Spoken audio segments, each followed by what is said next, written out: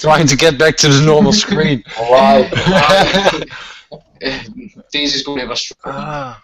Fucking get back then.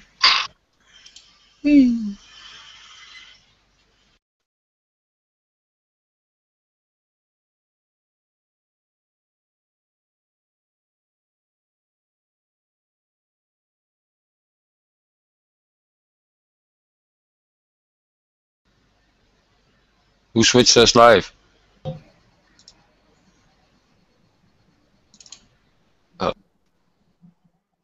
Oh.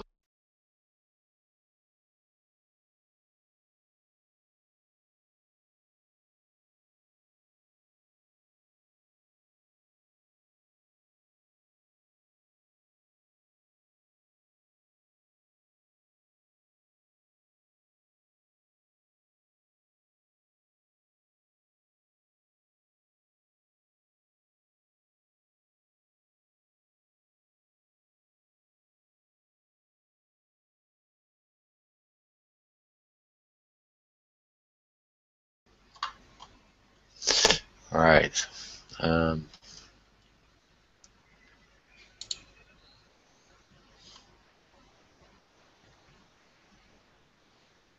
Full screen it.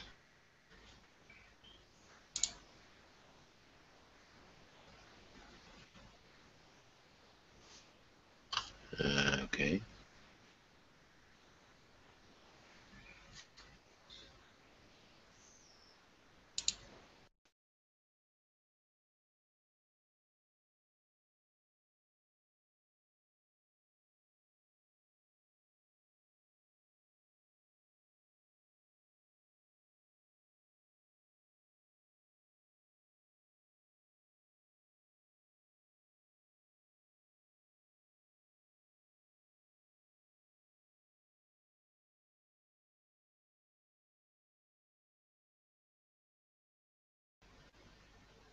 Ah. Now I know how it works. Why is everybody muted up? What happened? What the hell? La la la la la la la.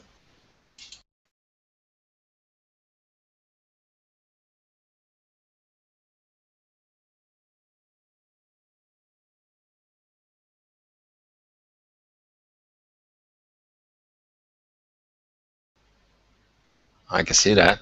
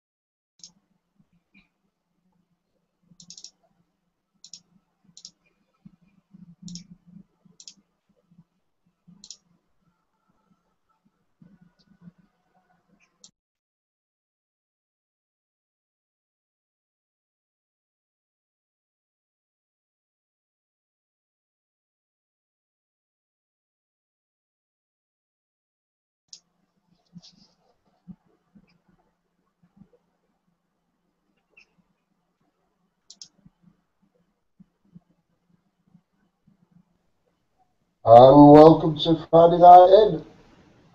That was Daisy's Band with Fractal Distractions. Good evening, everybody. You've got Peter and Daisy with us.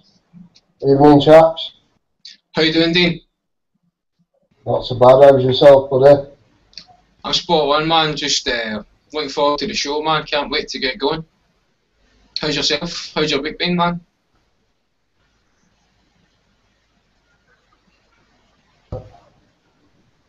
Sorry about that.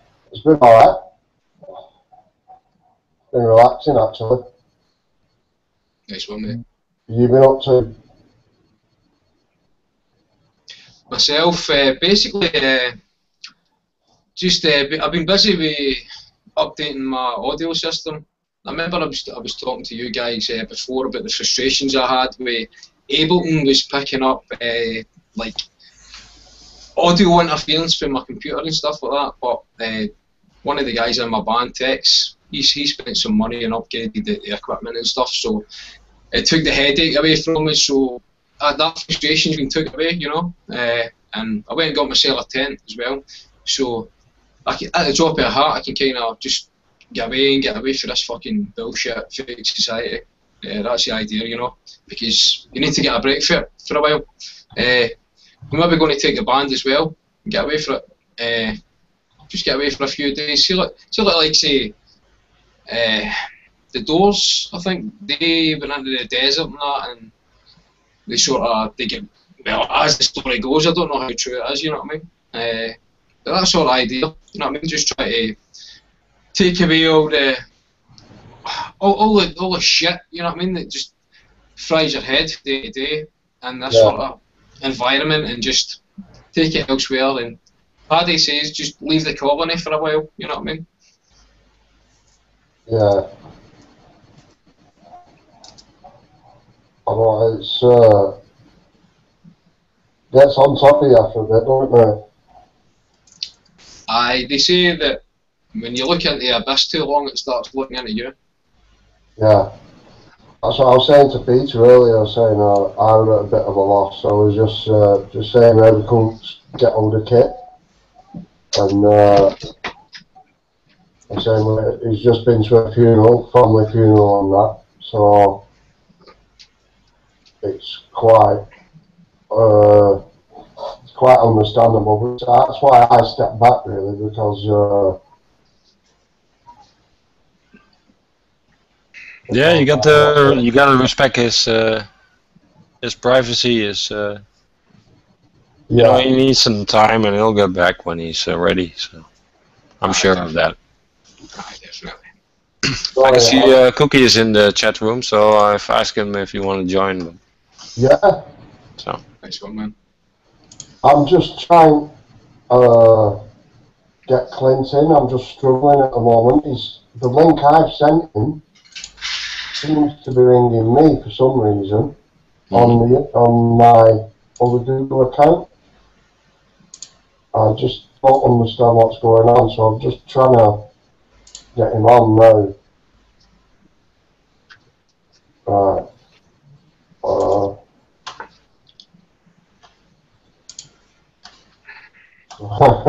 Sorry about this moment. So I've got that many pages open at the moment. It's a bit confusing.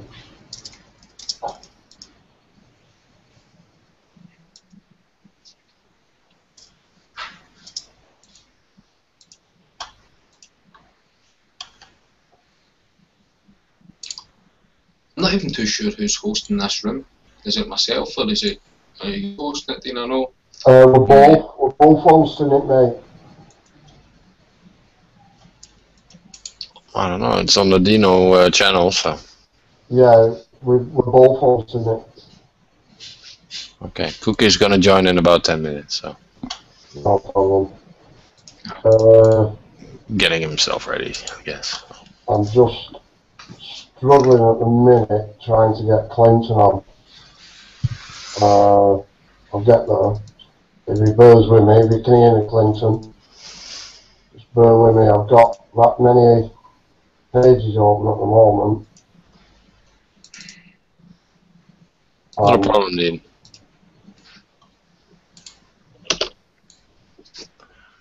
The inn has just opened, so the doors have just opened. And everybody is welcome to join in if they want. just give us a shout out in the chat box if you want in. I've just sent Scott the link as well on Facebook. Oh, come on. And Del Boy, if you're listening, welcome to join us as well, mate. Right. Now then, I'm hoping that I've just added you, Clinton, on YouTube, so you should be able to get in.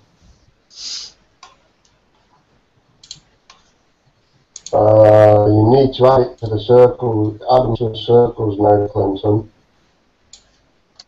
Okay. I can see Gene is in the chat, has joined.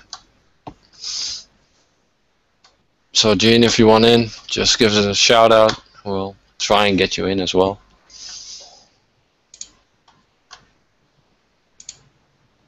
It's always a bit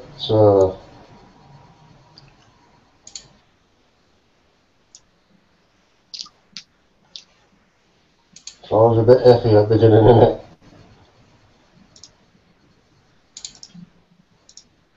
Yeah, well, just like I said, the inn has just opened, so, and we're early. We're open early today, so.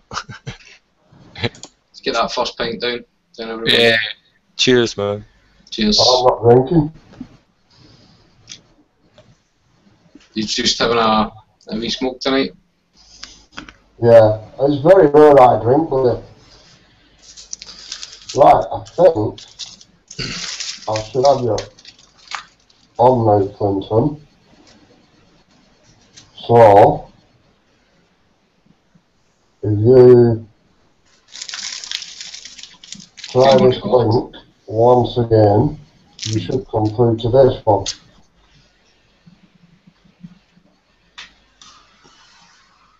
Oh.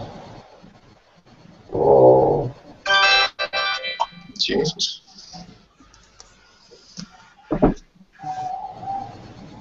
Huh. Hold on, Scott again. It's 4-1 now.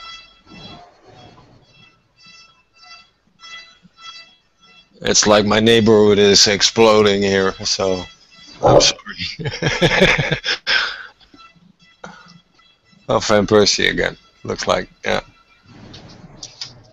It's very clear, yours. Is that 4-1 you're beating Spain? Yeah. Wow. Well, Van Persie is, I think, single-handedly. That's some result, man. How long's left? I don't know. How long's elapsed already? I don't know. I cannot see a time right now. They're replaying the goal. Alright. 4-1, man. Fucking hell. Spain are World Club, obviously. Defending champions, European champions. Unbelievable team. Yeah, well, they beat us in the final, and this is payback.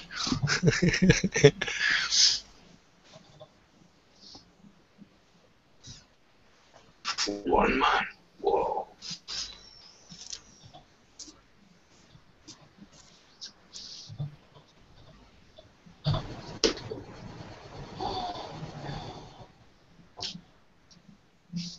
Oh, this is hard enough having all these pages open.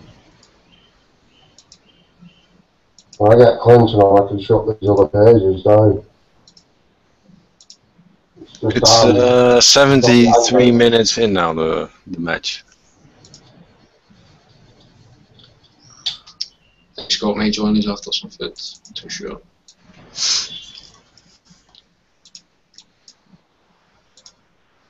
Huh.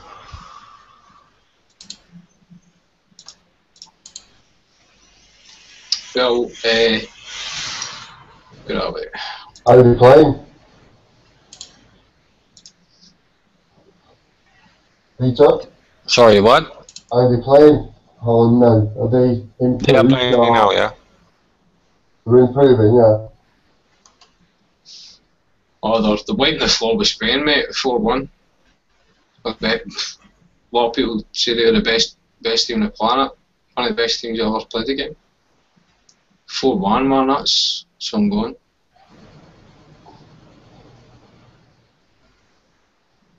I fancy that. I don't know. Yeah, it doesn't. Yeah, well, it doesn't look like they're done yet. So it's like 15 minutes still.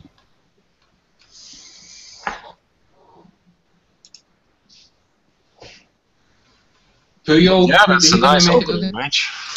What? Sorry? Puyol, he never made it this time, eh? Can you say that again, please? Carlos Puyol, Yeah. is he playing? Oh. Because for me, he's the best defender I've ever seen. But obviously, It's not working now. No. It's a pretty new team, the Spanish team also. So. I think he broke his arm in that as well last year.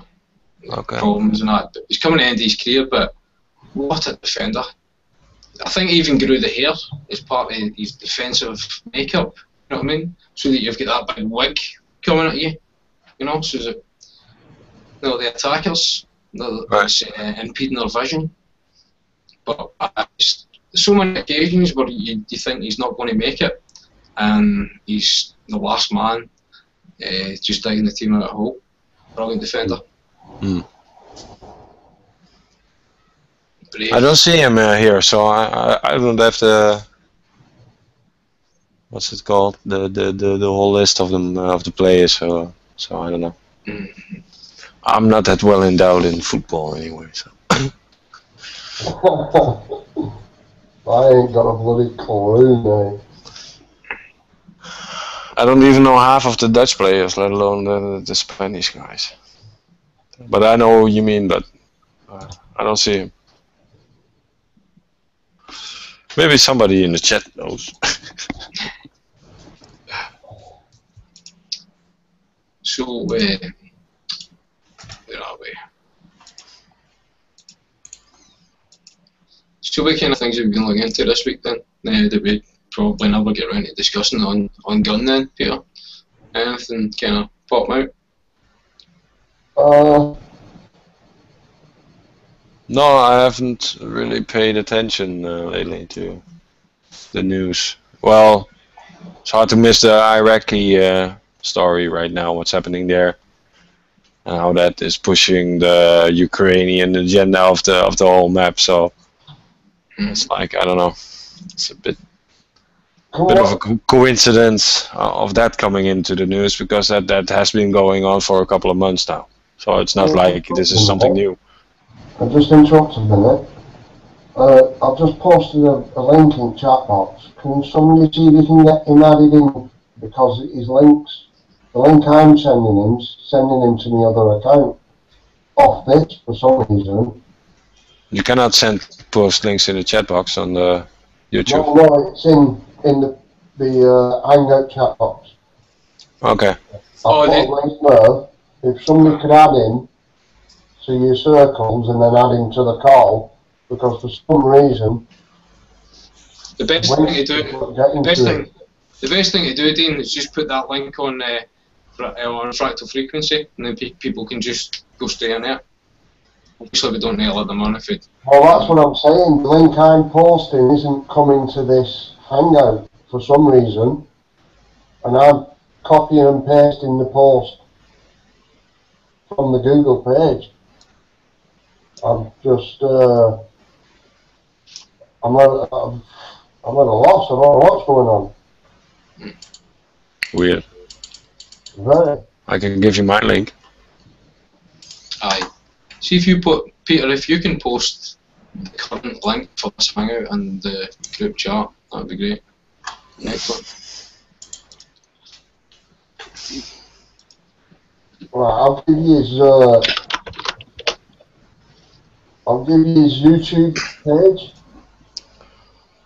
as well. If you can have that.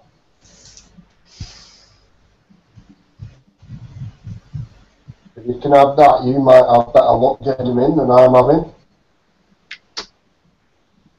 I'm going to post it in the chat and Fractal Frequency right now.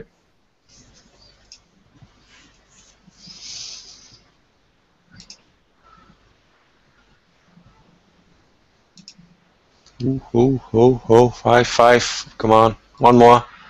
5-1. Oh, no way, man.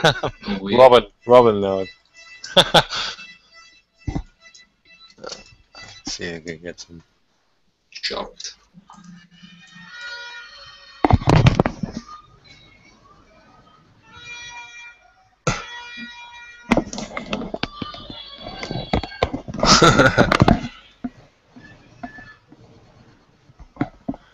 Yeah, well, if they only did that 4 years ago in the fucking final, then,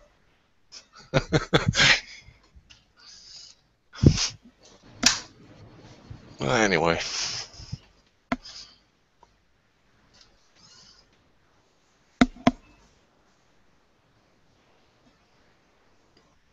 This is weird, this. I don't like this Firefox. Everything's different on it. I don't know, I'm not on the Firefox, so I'm on the Google's. I'm trying to get that link that you posted me to Clinton. Right.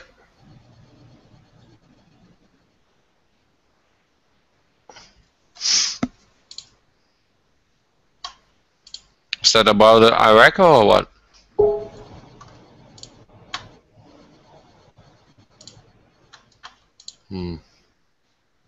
Huh? What's going on here?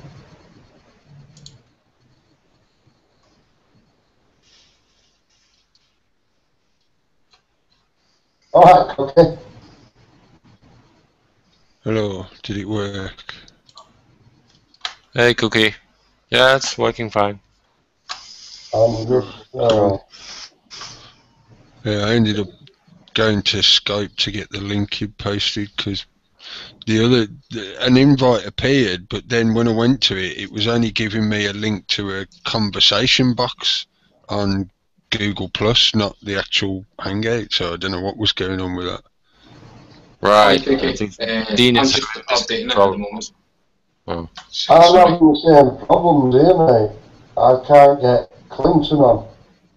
Clint's trying to join us, and it's just not letting me. I've got the solution, guys. I've got the solution. Basically, all you need to do is go to fractalfrequency.co.uk. The link's on the chat now on the front page, so it's just a straight link to our Hangout if they want to join. You know. Can you? Oh no, it's not working, is it? I can't even copy and paste the link that WhatsApp sent me. It's not letting me do that. You can't do any. You can't post any links on YouTube. That's why we're. No, I mean on YouTube. I mean on Clinton's page. It won't let me.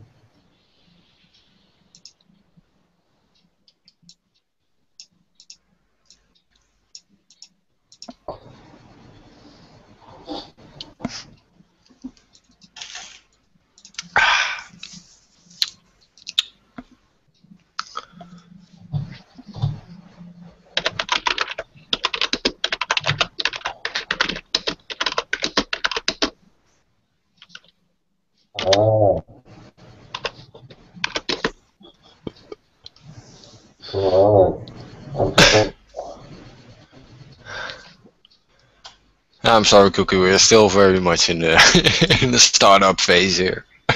That's right. Yeah, I know what it's like trying to learn new system.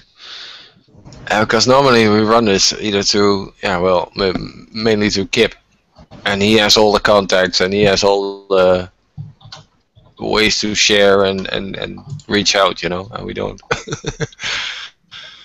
It's like, do you have to link the Cookie? Yeah. You know, it's got this. I don't know. So I'm not sure which account this logged me in with this time. It's either the Hairy Cookie Monster one or it's just the Cookie Monster one. I don't know which it is.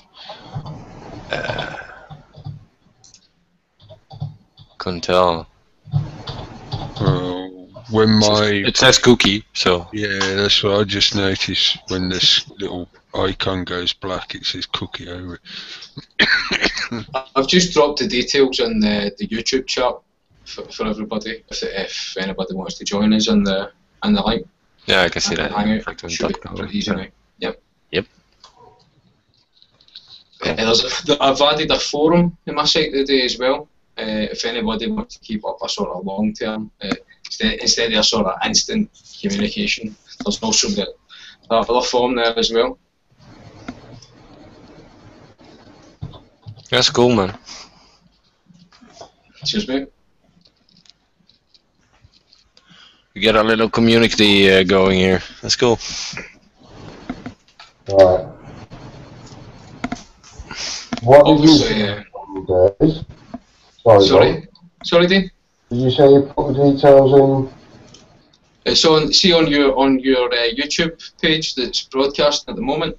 I've just dropped a message in there saying if you go to fractalfrequency.co.uk, you'll see on the front page there's a chat facility in there, and I've dropped the Hangout link in there. So if anybody wants to join us via the Hangout, they're more than welcome.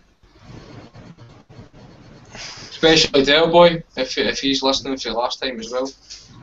And Scott, if he's getting something to eat, maybe joining us later. Good to see Cookie here as well.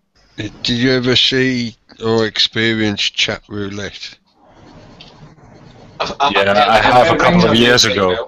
A long time ago. Yeah, you may be letting yourself in for a chat roulette. Oh, that could be fun. I mean, personally, I have to bit of stick for Almost 6. Are you taking a shit or something? He's watching football. Sorry, madam. It's like almost 6, 7. Same thing. I'm sorry. He's got what's it playing, aren't they, Holland?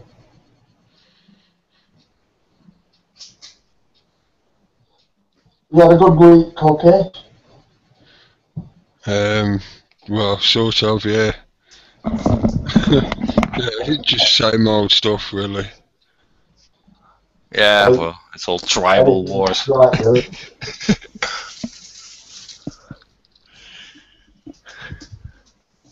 It's the money that's been spent on it. They're now actually physically attacking the studio. I thought that was quite funny. Was it Adrian Childs, the sort of BBC sort of presenter, and he's standing there trying to talk about the game, and they're actually fucking throwing rocks off the side of the studio. Just illustrates the chasm with the bread and circuses, you know what I mean, and the money that's getting spent on it, and the people are out there in the street. I don't know what you think about that, Cookie. Is it football game stuff? In Brazil, basically, the mass protests at the moment, there's it's got to the stage now where even they're having problems presenting it, because like at half time the studio's been attacked, and you can see like the glass frontage behind them actually getting fucking hit with bricks and stuff. You know, it's becoming quite apparent. You know, they look really naked. They can't. Good. FIFA can't hide their corruption. You know. Good. Yeah, remember those scenes out of Rollerball? Because it's exactly the same kind. The film. I don't need to watch the film. I've never ever seen it. I've heard a few years referencing it now. I have as well. I think I've seen it, but it's that long ago. I can't remember it. And Soylent Green, the Soylent Green one as well. I need to watch that. Yeah. I've seen it. Well, it's a good correlation to that kind of stuff going on, where the obvious over-the-top corporate control of the games, whatever particular game it is, you know, in that story it's the Rollerball game, but it's so over-the-top that it becomes blatantly obvious. And it really is. It's got to that stage where this is like watching the super wealthy Romans being escorted to the circus, being protected from the starving plebeians by the prefects with the big batons and whatever. You know, how much further are we going to go? Are they going to start like? Well, I suppose they will probably try and break into the studio and take it over. Some of the stuff to do with these games is just absolutely ridiculous. I was listening to something the other night. They're talking about there's one stadium that's been built right out away from the cities, and it's only going to be used for 4 matches, and then it's going to be left to go derelict because there's no local teams or even towns or anything to make use of it. It reminds me of when I went to Egypt on holiday to Sharm el Sheikh, and we were going to it was the Hilton Conrad. Lucky enough to stay in. Saved up the money, you know what I mean, and done the work for it all year. So with my 2 weeks away from being a slave, you know what I mean. So decided to live it up there. But when we were going there, you take a look to the left, you take a look to the right, and there's these wee shanty towns, and they're actually covered up by the billboards for the big 5-star hotels. You know, it's like nothing to see here, just enjoy a holiday. Building isolated bubbles of affluence, where just like it has done in the past in many other, the decline of many empires, when they get to that stage where they're so glutted with wealth that you end up with the worst of the worst climbing to the top and excelling in that wealth, and actually, you know, in a sort of obnoxious display of wealth, they'll go around sort of flaunting it in the faces of the poor, like the Bullingdon Boys Club and all that kind of stuff. Yeah, and this really is like little pocket environments where they're protected from the real world, they're shielded from it, they're allowed, they're enabled to live in this fake celebrity environment. And it's just, that's why, I don't want to see people hurt or anything like that, but I'm quite glad that the people there are protesting to that extent, because unfortunately that's the kind of level it's got to, where you have to literally jump in front of the cameras and jump up and down and, you know, scream blue bloody murder before they'll take any notice of you. I don't know if anybody listens to the Alan Watt podcast that he was doing with on the Reality Bites show recently, but they were discussing one of the queens on a carriage the other day in that, you know, procession. £3,000 for one boat, you know, and she's got the audacity to talk about austerity. That's a very different class, mate. And it's like the Sun paper, isn't it? Look at the bloody picture on that end, up front. No bloody, what's it, is there? No normal people up front of it. Is that the one that looks a bit like the Sgt. Pepper's album cover? Yeah. Yeah, I wondered, I saw it earlier on UK Column were showing it, because they show that there's a picture of David Camelface and Ed Millibot and Nick Arsehole. I couldn't think of another way of saying his name, it's just easy to say Nick Arsehole. Okay. And all of them are holding up the paper, doing like their crappy, cheap photo op advertising. Yeah, and they showed the picture of what was on there, but it wasn't in any great detail. So I did wonder, like, is there a bit more subliminal stuff going on there, similar to what they did with the Sgt. Pepper's album cover?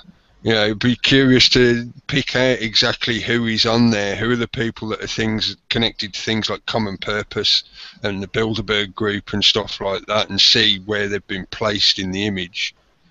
Because the Queen was front and centre. Did you notice that? Yeah, the Queen's head was right in the front at the base of the whole stack, and everybody else was behind her. My government. Do you think that real power rests with her, or do you think that she is a figurehead, another figurehead that's put there as a hate target, as a safety valve for the real people who are in control in the shadows, or are we really looking at the people who are running the show there, Katie? I'm more inclined to say she's just a puppet. She's a meat shield. Yeah, I'd say the same.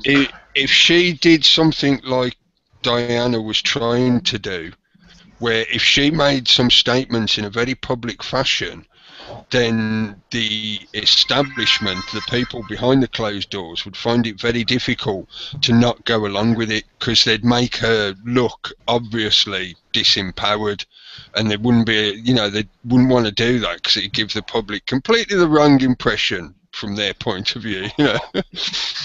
So if she did something like that, like if she literally turned around one day and said, "I really hate this government, I want it to go away and we'll have new elections now, I want them now," they would have to go along with it. But most of the time she doesn't. She just reads out statements that are given to her, which, just like Puppet Obama, you know, he's a teleprompter reader. She does the same, but she comes from a generation before teleprompters, so she's used to either a piece of paper or she memorises it. But she is just a face to carry the crown around, because it's the crown that's important, and the people that make the major decisions to do with that crown are not her. She's just the face to carry it around. Yeah, I suppose people do get caught up in the sort of people personality dramas instead of maybe it's more important to concentrate on the overarching control structures, you know. And yes, definitely, it's something that I often point out deliberately, because even though there's some certain arguments about how the royals, especially the Queen in particular, can affect the laws of your country. Yes, they can. So, for example, as I've said, if she really wants to, she can demand that the government, the current sitting government, is dissolved and there's new elections and stuff like that. She's not going to, because obviously she's not allowed to. Yeah. But the point is what you see amongst the royals, this was developed by Victoria and Albert, really, and stems from people like I mentioned the other week, Louis, the Golden King. They got into the habit of basically playing up to the public.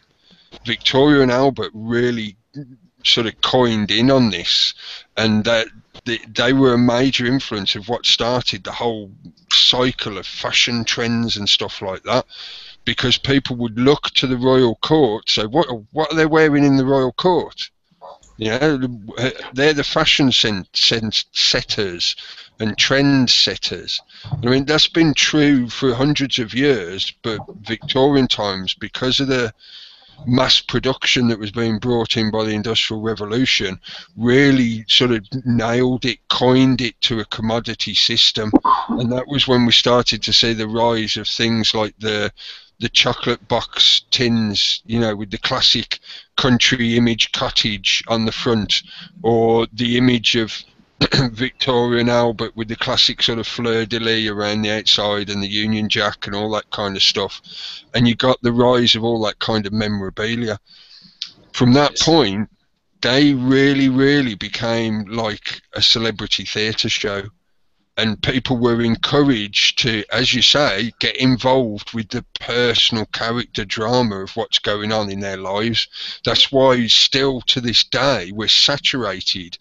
Our media, our so-called news media, is saturated with special features about the royals. 8-page centre spread, all about Kate's new dress, all that kind of shit, because they want you to be obsessed with what they are doing. So you're distracted from any other important shit that might be going on and what your government is supposedly doing, you know, that kind of shit. It's culture, isn't it? Basically, a lot of people think that a lot of aspects of culture come from the grassroots, when it's actually handed down to them from above. It's a trickle down. Yeah, most of the stuff in that respect, things like some of the cultural attitudes, some of the fashion trends definitely come downwards, and a lot of this stuff, I know you're interested in that kind of stuff as well, a lot of it carries or acts as a vehicle for subliminal manipulation. So you get that kind of inverted use of symbols or corrupted use of symbols or metaphors. So Hey! It's on stream. England country. There you go. Oh, hello guys. Hi. Hello. Oh, I see. Oh, what a nightmare about trying to get on there tonight. Clinton, you got He can't do computers. Yeah, I'm not very good with computers, guys, so I do apologise. Sorry to interrupt you. it's alright. Get a bit closer to your mic, mate. Alright, Dave. You alright, mate? Right, you got Oh, mate. Clint, you got Cookie. Yeah? Say hello, Cookie. hello. Alright, my Then you've got friend. Gaze. How you doing, mate? Hello, mate. How you doing, Clint? Gene's no microphone at the moment. Hello, mate. And then you've got Alright. Peter. Who else we got? And then you've got me. And Peter as well. Peter as well. I'm in as well, so hi there. Anyway, Oh, sorry. what a nightmare trying to get on there. I've been trying now for nearly an hour, over an hour to get on there. I don't know how I've got on there. I know Dean's been pushing buttons. So, oh, but I'm here now, guys, I'm here. No problem, mate. Wonderful. If anybody else is looking to join us, just again, log the link fractalfrequency.co.uk. You'll get the direct hangout link, and I'll just take you straight in here. Brilliant, brilliant. I think that's how I got on, I think. Something like that. Next one, mate. Glad to have you here anyway. How you doing? How's your week been? Oh, it's been hectic. I've been at work, I've been painting, I've been doing shopping. I've had no time for anything, but I'm here now, my friends. I'm here now. I've been really looking forward to this. Next one, man. Am I right in thinking you do some videos about Yellowstone and stuff? Yeah. Yeah, I've got a channel called Doom Report, and I cover everything on the alternative media, from Yellowstone to solar flares to earthquakes. I touch on current affairs. I don't try to be too serious on that, because we all know that that's in the mainline news, and that's not what people want to know. But there are some important things happening, like I heard you talking earlier about Iraq. A very important thing there that's going on. And like things like Syria that are never mentioned now on the mainline news. Hell on earth is Syria. So yeah, I do touch on mainline things. I do cover Yellowstone quite a lot. I don't class myself as an expert, far from it. But I am a very intelligent, studious person. And I can study things, I can study facts. And that's what I tend to try and do. Next one. The Yellowstone. I think if we start there, how concerned should we be about that at the moment? Well, the thing with Yellowstone, we are seeing serious uptick in activity there. There's no doubt there's censoring going on by the USGS government website that covers the earthquakes. Because how can we have swarms of 70, 80, 60, 50, less than a week ago, suddenly get down to nothing? We can't have that. It doesn't compute. So it shows me there's some sort of censoring going on. And this thing with Yellowstone is quite scary. I mean, the last eruption, it was 640,000 years ago. Some people say it was 700,000 years ago. I say it was 640,000 years ago. And we are seeing an uplift in the ground of the Kadima, and we are seeing an uptick in seismic activity. Now, I proved a theory called the Intermountain Seismic Belt, where earthquakes all across America, through connected fault lines, are all registering in Yellowstone and causing seismic activity in Yellowstone. So it's quite concerning, this inner seismic belt theory, and I actually proved it. I actually proved earthquakes in Idaho. Do you mind if I ask you a question on that sort of exact subject? Yeah, of course you can. If I get carried away, just stop me, my friend. No worries. I don't know if you've heard of is it 1974, the latitude? Is it the Ring of Fire it's called? Yeah, well, the Ring of Fire is the fault line that goes right around the Pacific Ocean, basically, from the west coast of America. I've heard a guy called Nassim Haramein, and he says that on most of the observable planets, on the latitude 1974 or 1947, that's where you tend to see the majority of all the earthquakes and all the volcanoes, you know. Yeah, I don't know about the latitude, to be honest with you. I've never heard that before. I'm not disputing it. It's probably correct. But the Ring of Fire, that's constantly active, and it's getting more active. This is the scary thing with this. It's getting more active, and it's quite scary because, you know, I mean, we've only got to look at the tsunami and earthquake situation in Japan and Thailand we've had recently, well, the last couple of years, let's say recently, and it was all on the Ring of Fire. So this uptick in seismic activity here on the Ring of Fire, it's spooky and nobody knows what. These scientists, they try to tell you why, but they don't know why, and they won't admit they don't know. But if they do know, they're being very sinister about it, which I think is even more scary. Well, I must confess it, I haven't really done a lot of research into it myself. I know Dean keeps an eye on that. Yeah, he's a dude, Dean. I love him. He's great, isn't he? Dean's the man.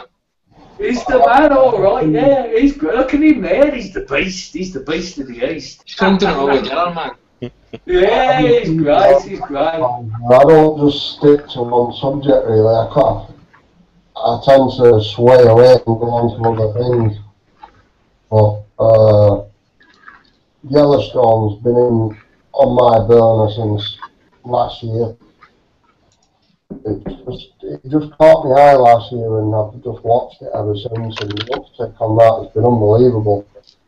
It usually rises about 13 centimetres a year. Correct me if I'm wrong, but it's risen 17 centimetres so far this year.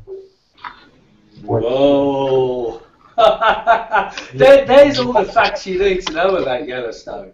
If the Kadena is rising that much, that is magma pressing up, my friend. That's what that is. And there's also been like rock fractures further to the north of the caldera, which I can only say the magma's spreading because the pressure's getting that much on it. And there is a lot of harmonic harmonic remnants coming from the ground, which means magma on the move. So it is worth watching. Whether it'll go in our lifetime is got a question mark over it, but nobody can say when it'll go and how long it'll go off for. So it's just guesswork on that at the moment, really. But it's like Clint says, there is a lot being covered up, a hell of a lot.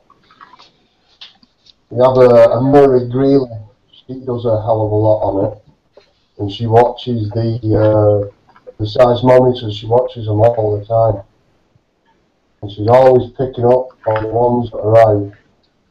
And it looked like the other day that Old Faithful had done another roll as well. It looked like there were two side by side blowing. Well, I don't know whether it has or not, because I've not been back to camera. I can't get back on camera, me. It's not letting me on the live streams.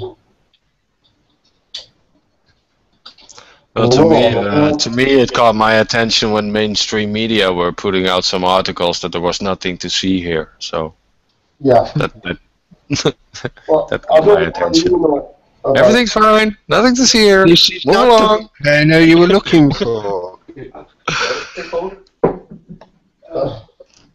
don't know whether you know about this, Clinton, but there was a little rumour that America's been sourcing out places for Americans to go in case it does actually go. Not fair. Yeah, well, the Turner Radio Network, they were running with this story originally. And I saw it about 2 weeks before I wanted to touch it because I was a bit dubious about it. Then it broke out in mainline media. And you are correct, yes, the US petitioned South America and Australia to pay them I think it was $10 billion a year, every year for 10 years to rehome American citizens. And the main place that we're looking at was South Africa. But the South Africans, bear in mind, they're just getting over apartheid and all the race issues they've had there. They thought to have so many white people there to be suddenly introduced into the population would cause racial tensions. I did hear that, and I have seen it in several places. But to be honest, other than a vague South African news story, I can't actually put my finger on that one.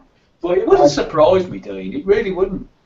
I actually seen the South African one as well, because I did a bit of chasing myself on it and see if it was true. But there were a few to back it up, but like you say, there's a lot can be fabricated, and it wouldn't surprise me if it were true. What was the guy's name you were talking to? Fractal, I can't think exactly. Fractal frequency. Fractal frequency. So my son's trying to get on there now so he can watch us. Fractal frequency. Now I know it's going to be there. It's going to be on my hard drive. I'll find it. Oh, what a nightmare I've had. Anytime you're welcome to join us.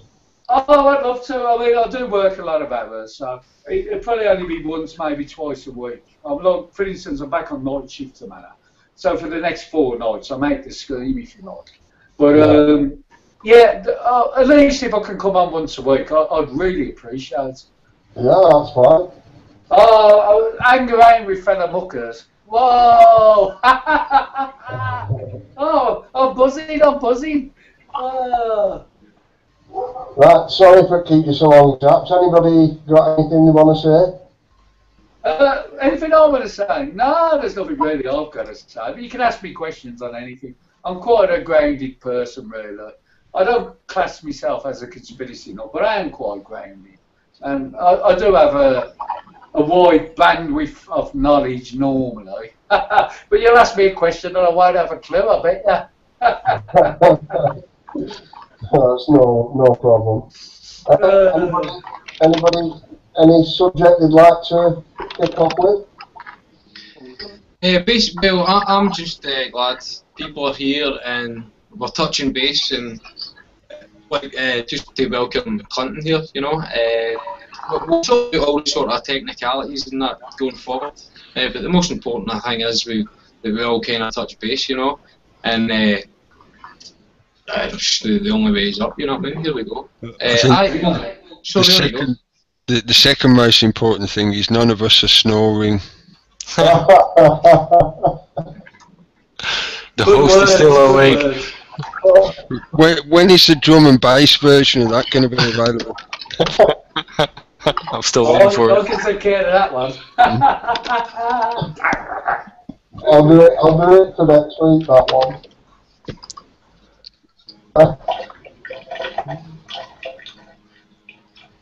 Peter, any subjects? I hope there's somebody filling up a glass. I hope so. What's that say? It sounds like someone's getting waterboarded somewhere. I know, Liza Jean. I don't know where that came from, but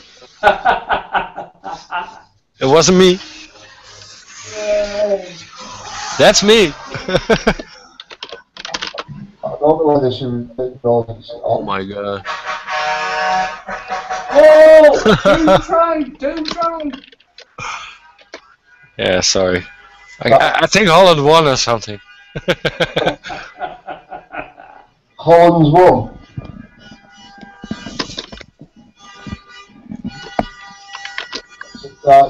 Sorry, I'm pretty sure we won something. We were actually in the middle of something when Clinton joined us. I'm not sure if this is what Liza meant.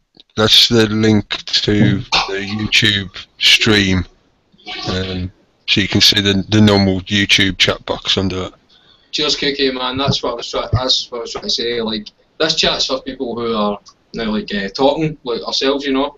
The other one and the YouTube's obviously. But Liza Jean, you're more than welcome to come on and join us here. All you really need to do is sort out your microphone settings and your camera settings. I'm not sure this is what Liza meant. That's the. I That's a think major she's, delay. think she's left the room. Yeah. Left the room. It's fine. Elvis has left the building. Any females that are out there, sometimes it's a bit of sausage factory in here, you know what I mean? Be good to hear a lot of some female voices as well. More than welcome to join us. I'm just, Yeah, it's brilliant. This is. Welcome. Obviously, I mean, let's start by touching on. Is there anything that's jumped out at anybody this week that really feel needs discussed? We're talking about Iraq, this new ISIS, aptly named. You know, we take a look into the control system.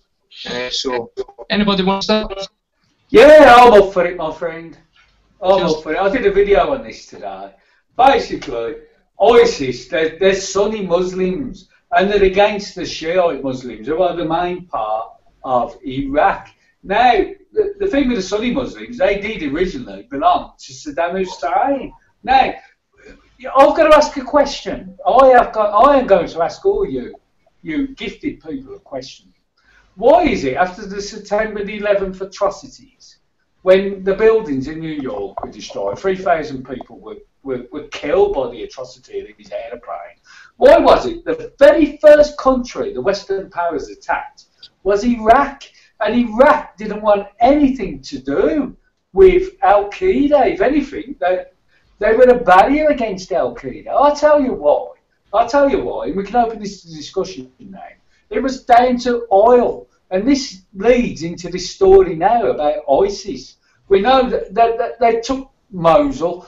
We know the Kurds, a separatist movement, have took, I think it was Tikrit, is it? I'm not quite sure on that one. A major oil installation. And we know they've vowed to move south now on Baghdad. Now, the West won't directly get involved. But if Baghdad falls, I don't think it will, because the Green Zone is heavily fortified. But if Baghdad falls, then these oil fields are going to be at risk. And then we will see Obama move. We will see him move. He will move like you've never seen him move before. And he don't move very fast, guys. You know, the only thing, I mean, I used to be a proponent of the sort of going over there and done that because of the oil. That idea was always sort of really right there in my head. But last year I went to the G8 protests in Ireland, and I met a lot of different people, and they sort of expanded the way you look at different things and you see it from different sort of sides, you know. And somebody said something to me and it stuck in my mind. They said, if it was all about oil, it would have been cheaper for them to just buy the fucking oil instead of spending all that money on the military and all that, and you know what I mean. And it stuck me. I didn't have an answer. Well, you've got to look at some of the American presidents, the Bushes, Senior and Junior. They're both Texan oilmen, and their foundation was oil. And oil is the currency of the petrodollar, which is the currency of the money we live in today. And who controls the oil at the moment? They have the power. Yeah, but to they control already the world. had the control of the Iraqi oil through the sanctions they had on them. So. Yeah, they did. But Saddam Hussein was a big. He was a big stopgap for them. They had to get rid of, and so they fabricated these lies of weapons of mass destruction. Don't get me wrong. Saddam Hussein, he was a devil. There's no disputing that. But when you can compare him to the devils that are coming out of the woodwork today, you could almost say he was an angel. And when you put these comparisons in place, then you see the true tactics of what I would call the New World Order, the one world government. That's where this conversation's going.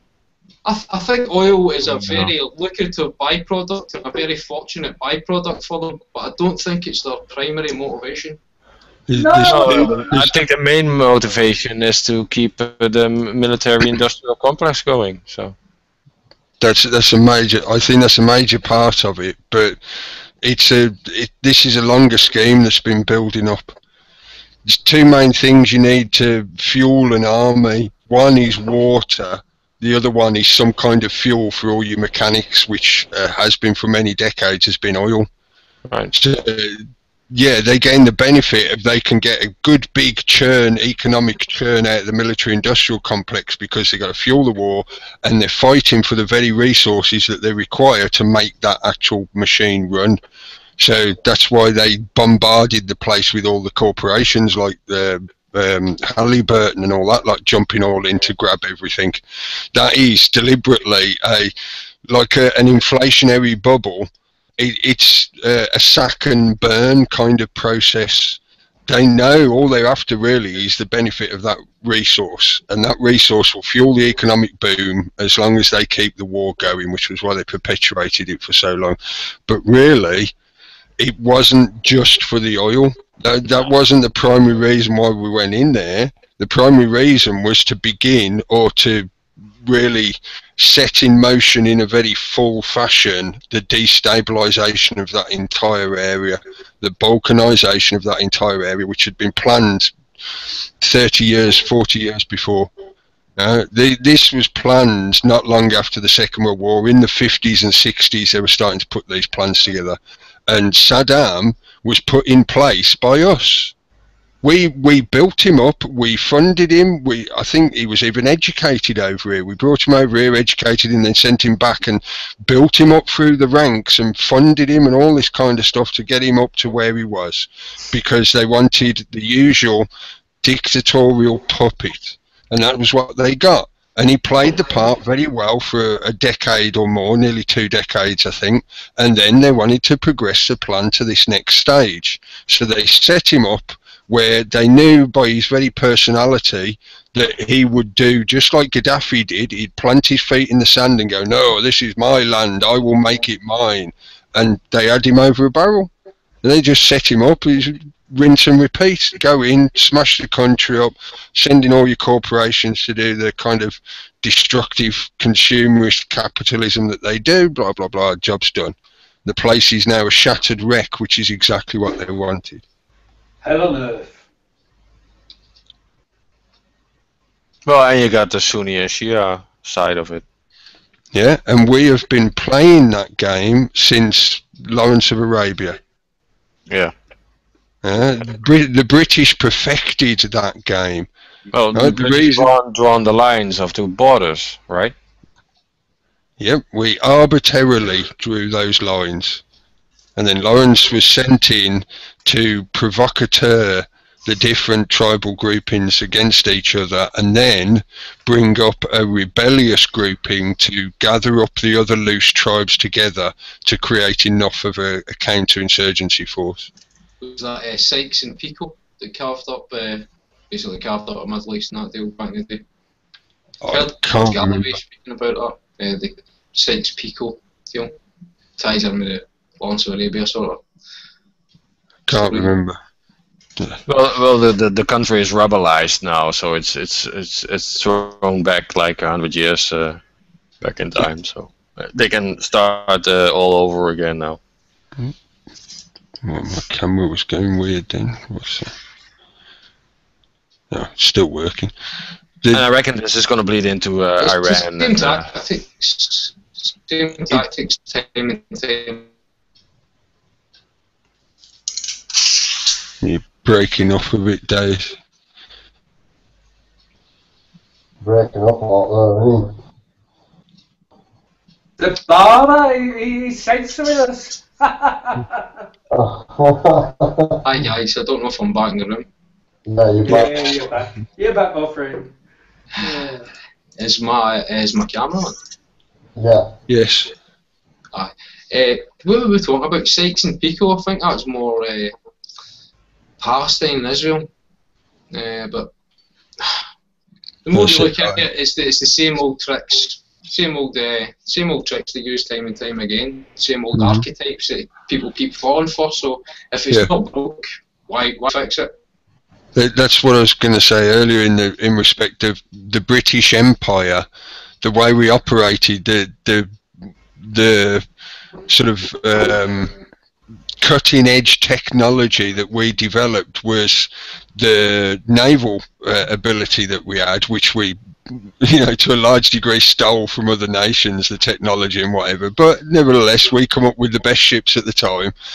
That gave us the ability to get to places at great distance in a rapid pace compared to other nations.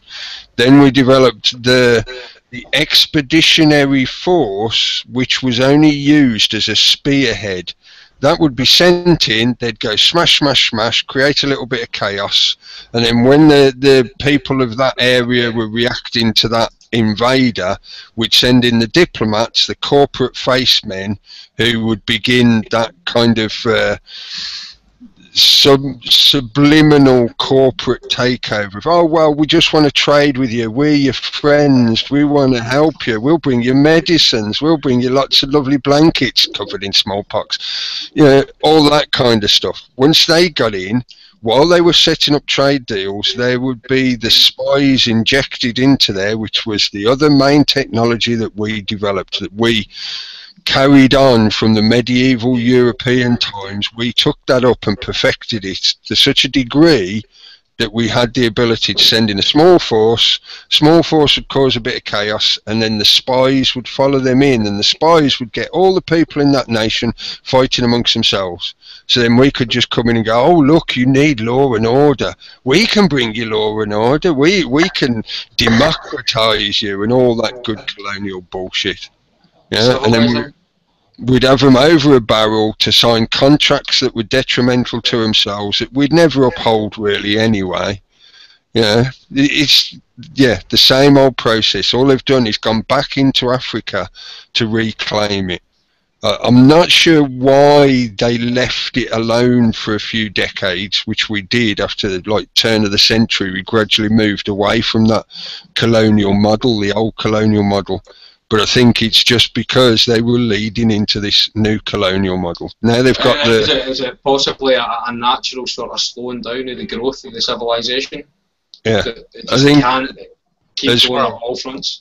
We were waiting on the mechanised revolution to get to such a point that it fully affected our military capabilities. So you had to wait. The First World War was like the test run.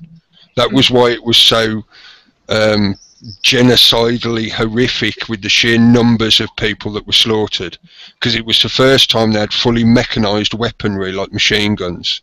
Once they got used to how the new style of warfare would be run, they then developed the next level of machines ready for what was deployed into the Second World War. That then gave them the blueprint and the practice for this new modern technique of small force blitzkrieg again, which is why in effect we've gone back 100 years to a colonial style way of doing things, where we send in a small force, smash things up, balkanise it, then send in the traders and the spies and all that shit. A normalcy bias between the First World War and the Second World War to get people used to that mechanised weaponry and that vicious taking a life like that. Yes, it's a constant work in progress to better the efficiency. Arguably, and this has been said by many people over many years, the only reason they dropped the atomic bombs on Nagasaki and Hiroshima was to further prove that point, to say that this is the way the world will be. If you fuck with us, we will do this to you. And Firewoman of Tokyo, I mean, if you ever look into that incident, is it McNamara that was the Foreign Secretary at the time? There's a film called The Fog of War. I would highly recommend checking that out. If you do if crocodile tears at the end of it from McNamara, it's unreal. Again, I'm forgetting details. I don't remember if that's the right name or whatever. I'm good at remembering the general strokes of the historical stuff rather than like lots of individual detail. The individuals, all I know it doesn't matter. It's the things, isn't it? It's the events and the ideas. For me, over the years of watching it and looking at this kind of stuff, in the end, the individual detail of one general's name or one politician's name becomes inconsequential, because they're just puppets fulfilling a role of the agenda. But the propaganda, was it the First World War? That's why the House of Windsor changed their name to the House of Windsor in 1917, because you had the two cousins on both sides pretending to be enemies, you know? That's the way it worked. I think the Iraq War is also a game changer in that sense, where we see the coming of the drones and the technical war, and how the smart bombs and that stuff, and they dropped a lot of old tech dumb bombs over there, just to get the clear stock. Clear the stock and get in the real guns, the microwave weapons, the real nifty stuff. Testing to keep the industrial machine churning. That's why they're stocking up the American police forces and such, also with military gear. They just want to get rid of the old stuff. Bombing them with PS4 controllers from RAF. They're not gonna shoot any classic guns anymore. They're gonna be shooting rail guns and magnetic guns and I don't know what kind of electro guns they got. Lasers, for instance. Yeah, they have been slowly selling off most of the old level of technology to these other smaller countries, which they then go in and smash them to pieces. Yeah, and the lower ranks. Yeah. Well, they've just got to all that the Americans left behind, haven't they? All that left tanks. Yeah, they got all the gear. All sorts behind, and they just really dragged out and got it now, don't they? The weapons that are available, the sort of technology that's available. See, when you hear about these soldiers have moved into this, and they've took this, and these soldiers have done this, and land. The technology exists to take these land-based soldiers out with a flick of a button, you know, like they could burn them with a fucking laser from space. So why are we still seeing ground operations in this day and age? I honestly don't get it, you know. Because of the economic cycle. That's all it is. That's why, you know, this gets to a sort of deeper, nastier level of the grand chessboard. You have to have pawns to be able to play chess, and you have to sacrifice the pawns. And when your pawns are constantly being reborn at like however many hundreds of thousands per day, then that means you need to consume however many hundreds of thousands per day to keep somewhat of a balance. Remember, these people are hardcore eugenicists. They see the rest of humanity as being subhuman. They're the only human ones as far as they're concerned, or they're some kind of demi-being, whatever. Yeah, they keep the balance. Yeah, so they're quite happy to literally push you into the war machine like meat into a sausage grinder. Yeah? And that very process creates an economic cycle, which then generates money for them, which you, the general public, are convinced is the be-all and end-all of existence. So therefore, they have power over you because they have lots of this stuff and you don't. Yeah, that is literally it. It is as simple as that. But they keep churning it. They keep turning the handle, and we keep throwing our babies into it. So what the fuck do we expect is going to happen out of that? Cannon fodder. Yeah. You have a massive industrial complex, which in our Western nations, like in the UK, you'd be surprised how much of a chunk of GDP is actually military construction of some kind. You know, building armoured vehicles or weapons or whatever. And in the USA, it's really a major part of their GDP. Yeah. So every tank that rolls out the factory, the biggest it's got to be sold in effect somewhere, hasn't it? And that then has to be replaced by another one, which means that first one you've just produced has to get consumed in some manner. So you want a war to be able to send it into and hope it gets blown up so that then you get more funding to make another one. And the people who work at the factory all have jobs, and they get them paid to go to the supermarkets to buy the food that you are selling to them. It's a whole economic circus. It's all interlinked together. Okay. Talking about new guns. So have you seen this one here? I've just popped video on now. Sorry about the advert. Work in sync to make the force make the difference between winning and losing. You're just seeing a black screen, right? There's nothing, no actual video playing. Oh. I can hear something. It's not working, Dean. Sorry? It's not working. It's not working. Nope. 1 second. Could hear something, but there wasn't any picture to go with it. Now I can see a picture of the screen. Right. Can you see the full? I was going to say. Oh yeah, we got it. Picture.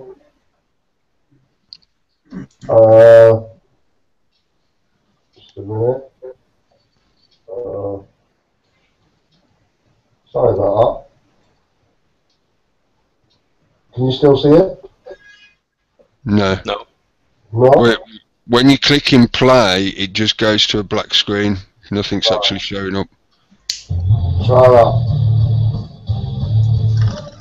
That's working, yeah. Yeah, we're getting something.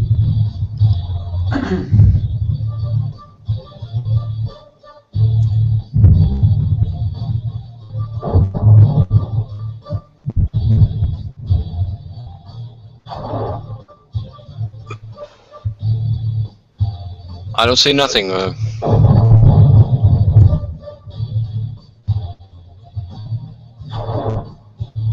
Peter, have you downloaded the YouTube app? No. It's not on YouTube, this. Is it on the screen share? Yeah, I'm getting it. screenshot. Technology.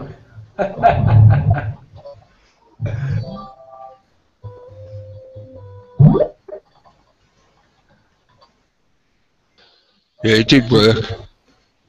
It did work. Yeah, I could see most of it. Well, it didn't work here, but okay, that's fine. It's coming up on the YouTube stream as well, so it I'll got watch it then. through to the broadcast. I see it now. I seen Super a gun. company. I seen a company a few years ago now called Metal Storm, where they were doing like the sort of automatic, no moving parts, basically no sort of chemical parts, just firing off round after round. You know what I mean? Like Fires by electronic propulsion.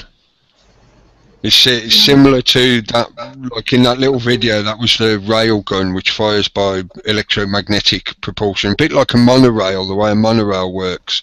It propels a lump of metal along a rail at an increasing speed. But the Metal Storm one, I remember that, it was like a wall.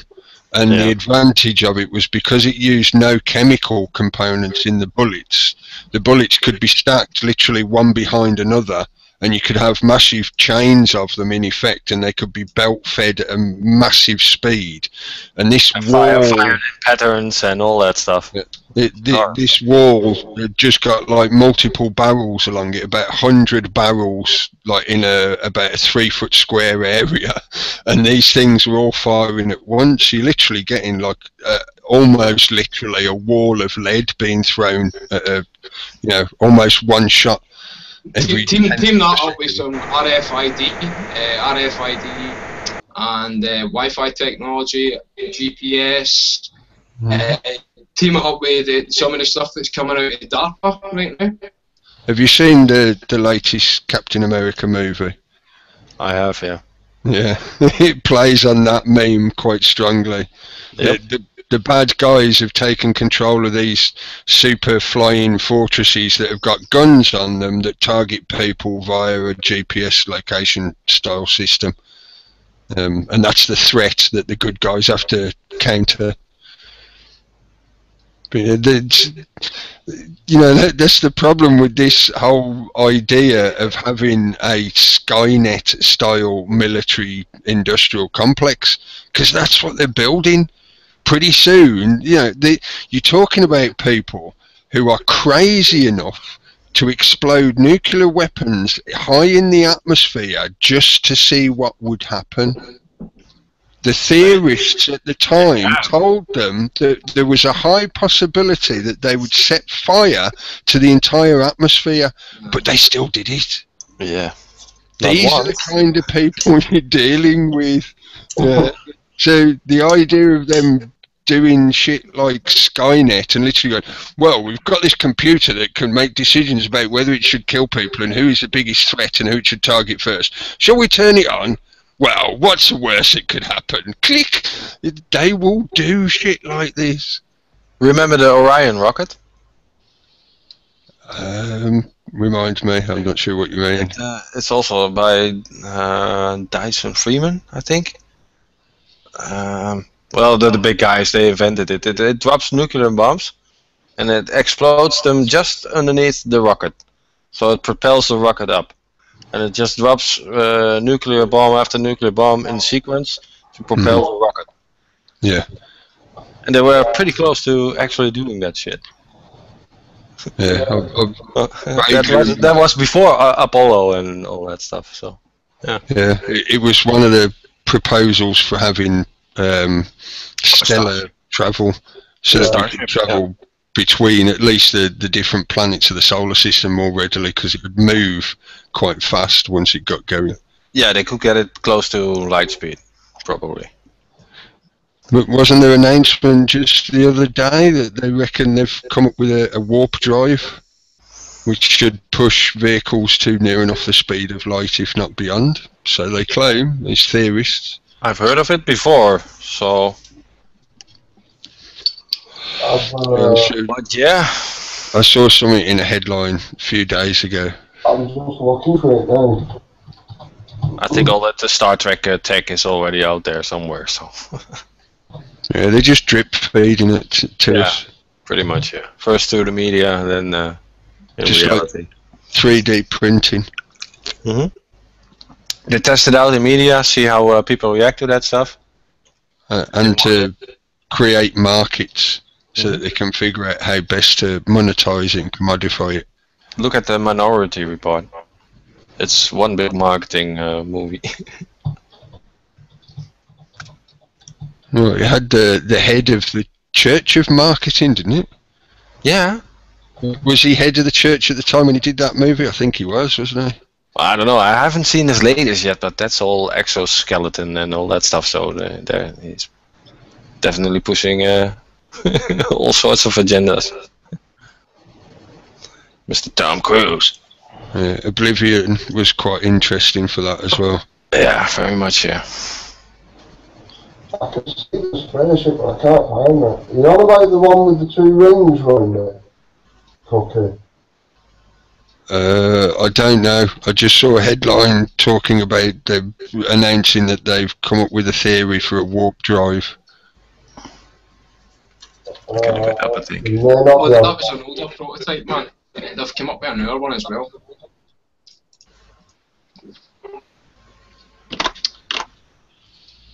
Do you know which one that is? Aye, man. They've called it the Enterprise. Yeah, they call it the Enterprise. I'll screen share it just now. I can't find it. I'm just looking at the chat room, sorry, got distracted by an interesting question that was something I thought about earlier. Have you seen the video of the white phosphorus being used over Ukraine, over Slavansk? Yeah, man. They're using white phosphorus, isn't it? Looks like white phosphorus to me, gauging it by what I saw during the Gaza attacks in Iraq. It looks like white phosphorus. Can everybody see this? Enterprise? Fallujah, right? Yes, I can see it. Yeah. No. Fractal frequency. That's basically a computer model, you know. The other one with 2 rings around it was a previous prototype, I believe. Right. I've got to say that's it without the rings, isn't it? That's it, man. Yeah, that's it, yeah. 186,000 miles per second. These images are very much in movies and in video games and in all that, so people are prepared for that, being prepared for that idea. Well, what it basically does is it extends time space behind it. It makes it larger, and in front of the craft, it contracts time and space. That's the way it theoretically works. Sounds good to me. Will it deliver pizza faster? Does it run on oil? Oh no. Hey, talking about pizza, there's a new place open near me, and I thought, go on, I'll give it a go. So I ordered. An hour later, it turned up. I sat down eating it, stone cold. I got up home. He says, sorry, I'll make you another one. It'll be there in 10 minutes. I said, hang on. I said, how can you back that up when it's just took you an hour to deliver one? He said, no, what it were today, I had a load of deliveries. I said, all right, so mine was on the bottom, so it doesn't matter what condition I got it in. He went, well, I suppose just send him back, take the food back and give me the money back. And he said, you just put phone down. You can't even heat pizzas up too, man. See if it's cold, it's fucked. Yeah. So he's like, he come back in October, we're getting money, he said, keep the food. He says, we'll remake the order as well. I said, well, there's no point, is there? I said, just go away. I said, I'm not using it. He was phoning me all day the day after. I ended up blocking him with all two. Not exactly wonderful customer service there. Oh yeah, it's because I told him I would put a bad report on the web page. That'll do it every time. I wouldn't order anything anything after putting a bad report on their page, man. I don't know what they could put in it, you know. Well, they're giving me money back, so as far as I was concerned, the matter was dealt with, you know what I mean? So, I just index to me that. End of exercise, none. I just thought I'd mention it because somebody mentioned food. I had a nice burger.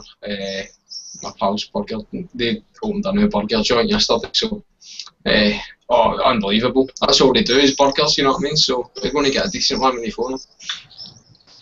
Oh yeah, I was on the other about that. I said you showed me one before when we were talking on Skype a while ago. Looked nice from Burma. Yeah. Nowadays you wouldn't know what was on half of them, you know? Yeah. You know what I can't wait for them to invent? I know they've said they've invented teleportation now. I'm waiting for the teleporting toilet. It just teleports the poo straight out of you, like your bum, straight into the toilet, so you don't have to even get up or do anything, or you wouldn't even have to wipe your bum, it's just gone. Why do you think you never see them go to the toilet on Star Trek? They all have these special little teleporter inserts pushed up their bum. That's how they can wear all those onesies. Yeah. Now I get it. I think I'll get to a stage like that, but it won't quite work by the same sort of mentality as when they tried to do the instant custard. They tried to introduce the instant custard, and they didn't go for it because the housewives removed the component of them actually putting the eggs together and all the rest of it. So it was Bernays, wasn't it? I think so, yeah. What did they say? Like, just add an egg, you know, so that you're still getting that maternal care component, you know. That's how they sold it. So the cake mixes and stuff like that. Yeah. So people want see that whole people will still want to ownership themselves, you know. It'll be the Insta-loo, but you won't need to physically like wipe your ass or that, but people will still want to do it. Maybe, you know. Maybe it'll start a whole new sort of fashion trend. people, What about in the seashells? Do you remember that? It's a Judge Dredd. That's another thing I've never Yeah. seen really, just read. And 3 seashells. I used to collect them 2000 AD, years ago. I don't know, but if you invent something, you always have to think, can you have sex with it? Then you always have a success. So, Is that the primary driver? doesn't really matter, but just put a hole in it somewhere. And weaponize it. Or weaponize it, yeah. That sells. Get people See, addicted to it. You can tell this is a sausage fest again. Ends up getting onto topics like that. Yeah. I didn't start it. There's not a lot. It's quite disappointing though, like the sort of ratio, you know? I don't mean that like I just mean like you don't really hear a female voice in all this apart from Infowars that we've discussed previously. 70-30. That's the average percentage I've seen, 70-30.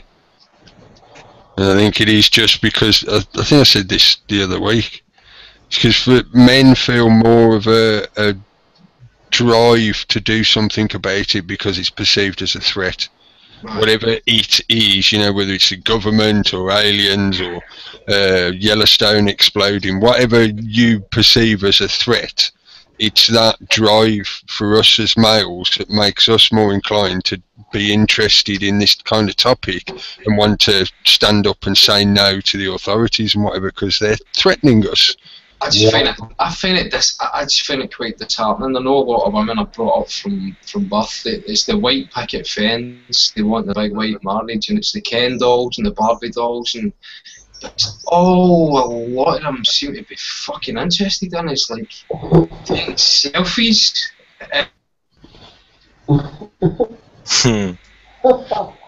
I'm not going to pick up that. I mean, that is a level. I'm not going to pick up that shovel. No, I'm not.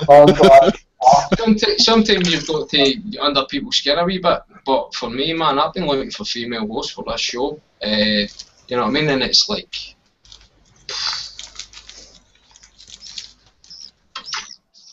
is there no issues out there that any women have got the fucking balls to come on and express or talk about it? And I thought it was 2014, but Well, that's it, right? It's not. but it's not down to them having the lack of a welcome onto this platform anyway, you know. But there just seems to be a lack of uptake from my point of view.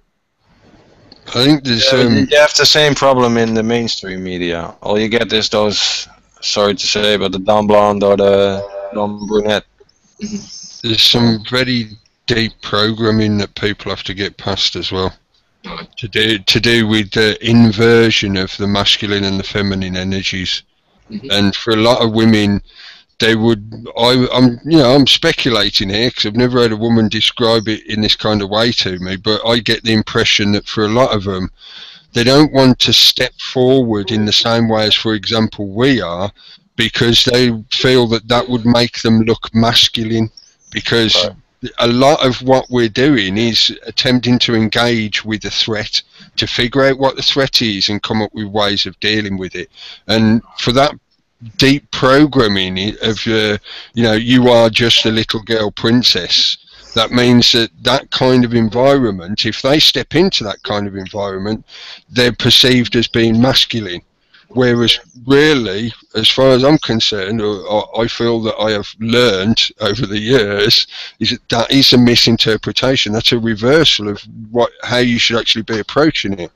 If you care about life and you care about your family, you care about your community, that is a very feminine energy of nurturing, which means the women should be standing forward just as much as the men It doesn't differentiate between them when they are addressing this threat, these problems. They both should be there equally. We need them. We really do need them, fundamentally. Yeah, and I think they are out there, definitely. But it's also the males are easily scared off also by dominating women. Or they find it dumb. Dean posted a good link. I don't. What was her name? Yesterday, she'd done some good work. I'm just on Facebook at the moment, I'll tell you now. I was Hannah Rose. Hannah Rose, that's the one.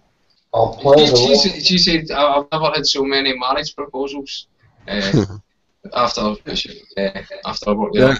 That is another example. If you're interested in the kind of sociology of it, that's another example of the emasculated males in the population, because they are attracted to powerful females, or what they perceive to be powerful females, and because there is that misconception that if a female is in this environment, they're exuding a very masculine energy, which means the male who finds that attractive is emasculating themselves to want to be dominated by a powerful female. Does that make sense? Yeah. Yeah, there is a lot of that in this media. You look at some of the female characters that are out there, like Abby Martin. You know, they're very powerful females. They're very in your face, very direct, very masculine energy. And it's surprising how, like you say, they get bombarded with marriage proposals, which to me is sort of like, well, you know, who is it that's proposing to? Is it the gimp that's hiding under the desk? Is it, please whip me, mistress, please whip me? With the foot fetish. Yeah. There you go. That's what I mean about that misconception. There you go. I don't see women in that way when they speak out or stand forward, being powerful in their own energy. I don't see that as them trying to compete with men or being dominant or whatever. No, that's just them channeling their energy more directly. I think we may have our first female on board here. Good night. Liza Jane. Whoops. Hey, hello. I've got that video up as well. Yeah, I'll just play this. This is Hey. Well, I can hear something, but I got looked at children on the 4th of December 2012, and I officially became a free woman 22nd of April 2014. I'm happier. My notice of understanding and intent became of right with the public notary seal of approval. So, I have now lawfully claimed my right to travel in my car with no license, no insurance, no tax, no anything. To grow, smoke and sell cannabis. I can own guns if I want to, and I don't pay tax. So I've also wrote up a document yesterday based on the information I found out about tax being a war crime, and I have this one notarized as well. So any tax contributions that I do make will be paid into an escrow account, and the government will be able to access it until they bring the troops back and cease fighting, because they're not terrorists at the end of the day. So it's now official. I can do pretty much what I want. I am a free woman. Yeah, I'm very happy. We just drove 6 hours for this stamp thing. But if the judge looks at this document now, he has to take notice of it. This is a lawful document. This is my law. So to everyone that said I couldn't do it, fuck you. People tell you can't do things because they can't do it. Don't underestimate me, because I work hard for what I want. If I don't get it, it's because I don't really want it.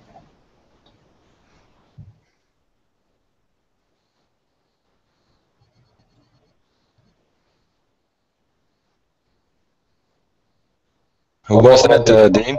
Who was that? Did you get all that? Yeah, I did hear it and see it. She's She looks quite pleased. She's done it, hasn't it? Everybody's muted, and I can't come off. I just muted myself while he was doing the screen share. All right. Yeah, I just muted up to see the video there. Hello. Hi. Hi. Hi, Lisa. Hi, guys, over the great big wonderful polluted ocean. Actually, saying that, you've just brought me onto another topic. Fukushima. There was another fire on the 29th, I think it was. Apparently that's been just pissing into ocean ever since it's been happened that. Well, I assume, when I was out today and it was raining, I'm assuming that there's just radiation everywhere. It's falling from the skies, it's in the groundwater, but that doesn't bother me because there's zero that I can do about it, and I think that, the attitude that I keep is really important. Well, you're right, there's not a lot we can do about it. No. Sorry, where is it you're from? Me? Yes. I'm in Toronto. I'm from born and raised in Toronto. And do you feel that you're starting to feel the effects really coming through from Fukushima? Oh no. We're getting effects from our laptops and our cell phones and the electrical grid, and you're talking about all this warfare. It's not just physical effects. I think we're all kind of shell-shocked. I'm shell-shocked when I see stuff being advertised about what's going on and these false flags, not meaning that people aren't really being killed, but they're just spinning it. This is Global 101 to see how retarded they have us, how much they can do without people speaking up. And you were talking about women's voices and women speaking up. I don't know what I don't know, maybe younger women don't, but I found mostly in the alternative venue, and I've been involved with the Patriot movement in the U.S., Oracle and Orion and all those places. And when you mentioned before a sausage fest, that's the way I felt there. They were saying that women were welcome, but the only females that stayed in the room or were welcome were the ones that were literally doing online camera stuff with the guys behind the scenes, all right? Yeah. When I said I wasn't into that, they said, oh, holy shit, we don't want her here. So, We've got one that can see. Just about where she'll join in. But from the very first time I discovered you guys, I've been listening for 2 weeks. You are all gentlemen. You absolutely. I wouldn't be here if I didn't feel that way. So give yourself a wee pat on the back. Thank you very much. And I've never not felt I've went that extra mile to fight me and to say, your voice is welcome, join us. So I did. And I haven't heard from him since the Monday I was here doing housework and listening and thinking, when the hell is he going to wake up and feeling sorry for him? Because that man, I think, has been working overtime. Family issues just now, so he's basically he'll join us, I'm sure, over the next few days or even a couple of weeks. But he's just had a bit of a rough time just now, so, and he has been really busy as well. So he'll be here. He'll be here at some point. Yeah, we've been pulling some long nights, so. Yeah, he's. That's all I wanted to know. And I'm trying to mute my microphone, but I can't. Yeah, we're just basically trying to do our best without Kip in it, you know what I mean? Just trying to get on with it, but thoughts go out to the guy, you know what I mean? Oh, you're just great for that. Well, Lisa has been on the show before. I'm trying to mute so you don't get feedback, and I'm pressing on this button, but. Yeah, it's reacting a bit slow on the Google. I didn't really get a chance to speak to you last week because I was out with my pal in my house, so I was kind of flitting in and out of the conversation. I didn't really catch much of it, and then there was the conversation with Dale and Scott. I didn't really got much of that. I came in at the end of it, I hadn't really heard much of the conversation that night, to be honest, but it's good to speak to you tonight. Glad you're here. Yeah. Just go off and excuse me for a minute. I just need to nip out and make a brew. I'll be back in a second. Not a problem. So, is it Lisa or Liza?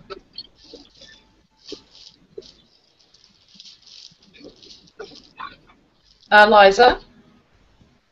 What's been front and centre what you've been looking at this week?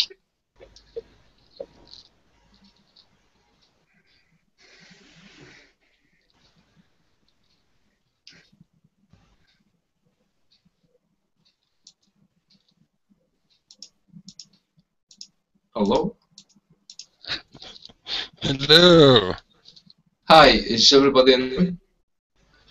I'm still here, I think. Am I? I'm here. You're here, my friend.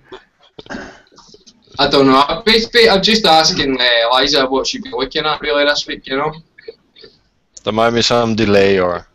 I think it might be a delay issue. What I've been working at? What you've been looking at, what sort of things you've been looking into, sort of news. You're wondering what I've been looking at? Just looking at like the news, current affairs. Yeah, we don't want to know what pictures you're looking at the moment. I subscribe to a lot of different things. I don't know, I just listen to a lot of different things, and for example, listening to you guys, I feel like I get like an overview of the news. I'm more like doing research and stuff. Plus, I'm getting ready in 3 weeks. I move to to Mexico, so I've been really busy,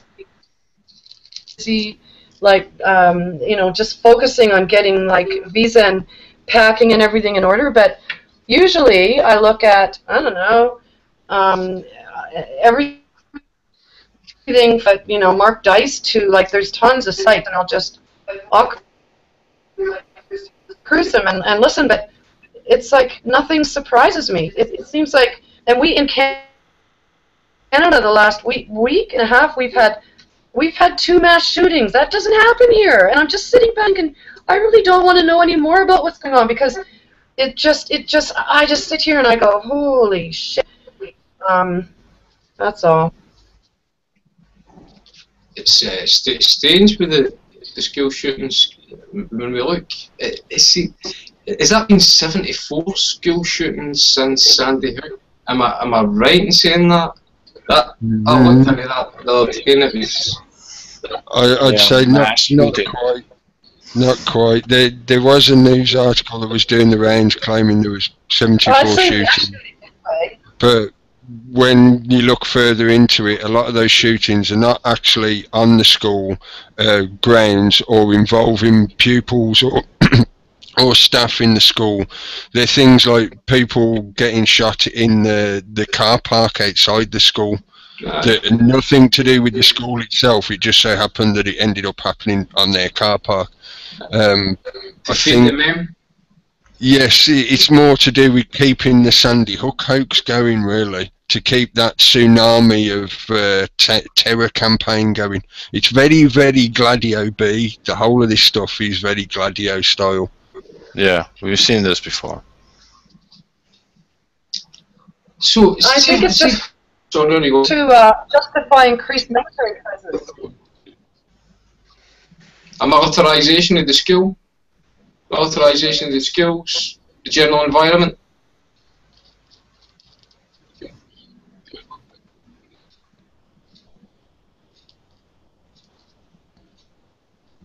She's gone. Gone. Can you still hear us, Lisa? Liza. Liza. I'm here, but I can hardly hear the sound is really bad. What I'm thinking is I'm going to go back to YouTube and unfortunately listen to you guys there because I can't hear what you're saying from this end. It might just I think when Kip had added me on Skype, it was pretty clear. Like I could hear. It might just be teething problems, you know, as you get set up. If you want to persist with it, you know, we can take our time and try and make sure you get a good connection. Yeah, maybe disconnect and reconnect again or something to get a better connection. Or what I would suggest, I can hear a bit of a delay. If you got the page open as well, if you shut the page down. Okay, I will refresh. If you just have one page open and it's just the Hangout, you shut down everything else above the Hangout. It should help a lot with any delay issues. I sometimes find that I've got the page open in the background as well, you know, and it's like it's a rudimentary error. No, she left the call. It just said. She might be back, man. She might be trying to get her settings sorted and be back, hopefully. Yeah, she said she was refreshing the page. Dean! It was always open there, Eliza Jean, if you want to rejoin us, if you get your settings sorted again. I think she's trying to reset. Did you say Dale was wanting to join? Dale? Dale, yeah. Aye, bring him in. I know, I've no enough thingies on this account. Tell him to go to the fractalfrequency.co.uk and you'll get the Hangout link. I just heard you mention his name earlier, that's all. So I thought it was in the chat room. Oh. But I haven't got his YouTube thing yet. No worries. Hope he's listening. Because this one I've just set up on Ali's account, so... Well, it looks like Lisa had a flash problem. It crashed, so... Yeah. I think we've all had issues trying to get set up initially, you know. But now we've got into a bit of a smooth run, most of us. Yeah. I don't mind this, it's quite a decent app really, this Google Hangout, isn't it? Aye. It's handy as well. I don't know if maybe see if we aren't actually speaking. See the other people who aren't speaking. I don't know if it would be an idea if they turned the cameras off and muted while they weren't speaking. It might help the bandwidth. I don't know. If whoever's hosting it, if they have a solid bandwidth connection. I don't know who is hosting it. I'm not even too sure if it's Dean that's hosting it or it's myself. But if you've got a good bandwidth connection, then I don't know how much of an issue that would be and all, but it's maybe something to consider. I don't know, what do you got? Mine's a shit, man. It's like 5. Yeah, mine's same here. 5 up, 50 down. Oh, it's like 5 down, man. Oh. It's real shit. Oh, that's real shit, yeah. So I'll be the weakest link, so hopefully it's Dean that's hosting this. Yeah, I think the issue is the Google Plus thing. That's the problem I had tonight. Trying to get into Google Plus and to add to circles and to get it to go into your system. That was the problem I had. So whether that's anything to do with it. That was my fault, that, because I've just literally 2 minutes before we come on here, I set this up. Yeah. That was my fault, that. No, it wasn't your fault, Dave. It's all this technology. They put all this technology there for you to use. Yeah, it took me a couple of days to get used to the Google Plus. Well, I can't get used to it now, so I don't know how I'm ever going to get back on here again. Hopefully NSA are listening and their pals in Google are listening right now. You better get this system updated for us. Yeah, it's just confusing. It's like the YouTube inbox. I ain't got an inbox. I never had one. So No. I don't know where it is. It's just very hard to find. Yeah, but it shouldn't be. It should be there on your account, so you can just press on it. You know, YouTube is there for the people. It's meant to be people friendly. Like, You know, well, it's NSA friendly. That's what it is. Well, it's Yeah. part of Google now, so. It's just gone more and more complicated, hasn't it? I think it's Oh, been yeah. woefully obtuse. Yeah, for people like me, I mean, I'm in my 40s. I was never raised on a computer, so for me, it's hard work. I've had to get my son and my daughter got me on here tonight. Otherwise, I wouldn't have got on there. Same here, mate. It's been 2 years I've had one. No, I've never had one, Dean. I'll tell you what, I started using stuff just before starting my YouTube channel, which was, I don't know, about 7-8 months ago. You know, and I'm still having trouble now. I only discovered how to do links about 5 months ago. And that was only because somebody on YouTube got that bored of me. They sent me a description how to do it. Oh, it's technology. We're the wrong generation. That's the thing. We are the wrong generation. These young kids today, they grow up with it, so it's a second skin. But for us olders, forget it. Game over. Game over. That's a lot of the problems, though, isn't it? Walking Yeah, around with the phone in their hands and reds down.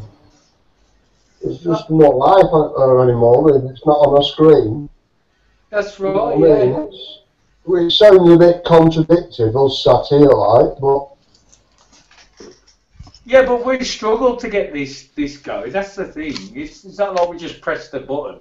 We struggle like I have tonight, like you know. You know, it took me an hour to get on here, an hour. We are not 12 anymore, that's the problem. Yeah, no, it's great. I'm loving this. It's a great channel. I'm not knocking you. It's my inability because you know, as a kid, the first time I touched a computer really was about 10 years ago, and that was only very basically. So you know, the computer skills that you need today, the kids have got instinctively. You know, this is the upcoming generation, if you like. Yeah, well, I'm on the internet since '93 and I still haven't worked it out, so. But how old are you, my friend? Tell me your age. Go on. I'm 39 now. Oh, well, you're a bit of an old cocker, eh? So, yeah, fair play to you, my friend. Fair play to you. Cheers. Ooh. there's none of us young on here. We're all I think I'm the youngest here, right? Probably. By far. we've all been around for years. Liza's obviously the youngest, being only 21, of course. Oh my God, that's a miracle. We won't tell him. Especially I've got 2 daughters. My daughters are 31 and 32, so I guess I'm being reverse engineered. That's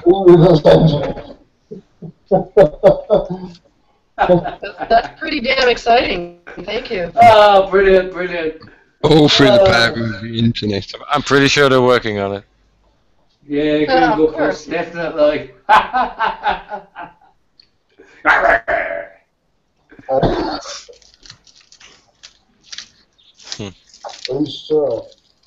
There's not a lot of topics really for it, is there? It's that quiet, and it's all we're getting that used to. Yeah, I think it's more. I think it's more that you're getting used to it. Not that there's not lots of topics, because there is to talk about. a massive amount of stuff out there. I'm not. It's probably because I get that used to seeing it. Nothing registers on it anymore. It kind of depends on where you want to go, I guess. Sorry? It kind of depends on where you want to go.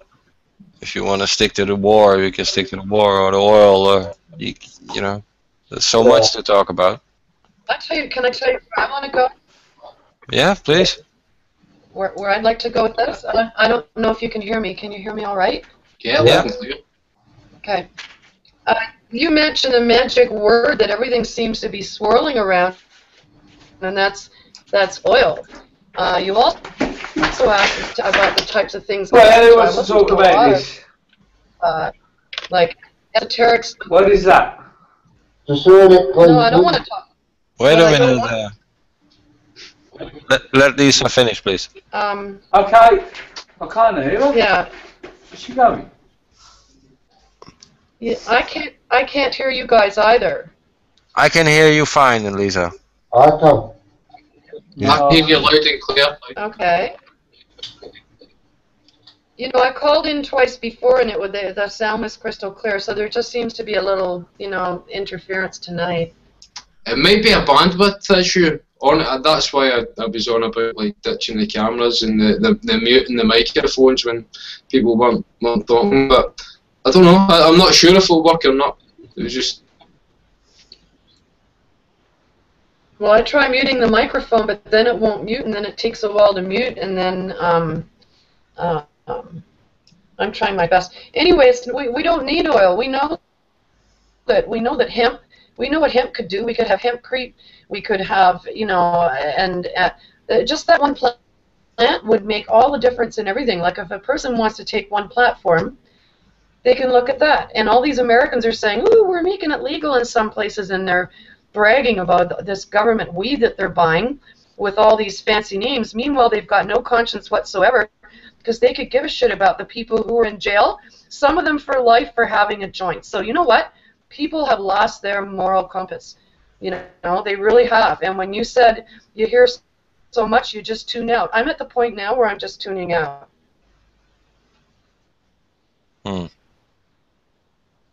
We should fight to get these people out of prison. You don't be putting that government weed to your lips without demanding that all people be released and reunited with their families for having something to do with a plant. Have you seen what they And did in the U.S., people in... What did they do? Well, they released all the prisoners who were arrested for Class A drug, so the marijuana prisoners. Also, I think Awesome. ahead of the leniency to change of law, I think. But yeah, so they let them all go. Oh, that's exciting. I just have to take a quick call. Not a problem. Was that in Colorado? No, in Italy. Oh, in Italy, sorry. I thought you said in USA. No. People really should be wary when it comes to this fucking government-sanctioned weed. Really, it just doesn't make sense, To me, it's a trap, but it's the next step. It's in between step to medical marijuana. So pharmaceutical marijuana. So Monsanto marijuana. Yep. Pfizer marijuana. They've already been tweaking with it. That's why we've ended up with stuff like Sativex, because they've been deliberately trying to do something to it so that then they can legitimately copyright it. Right.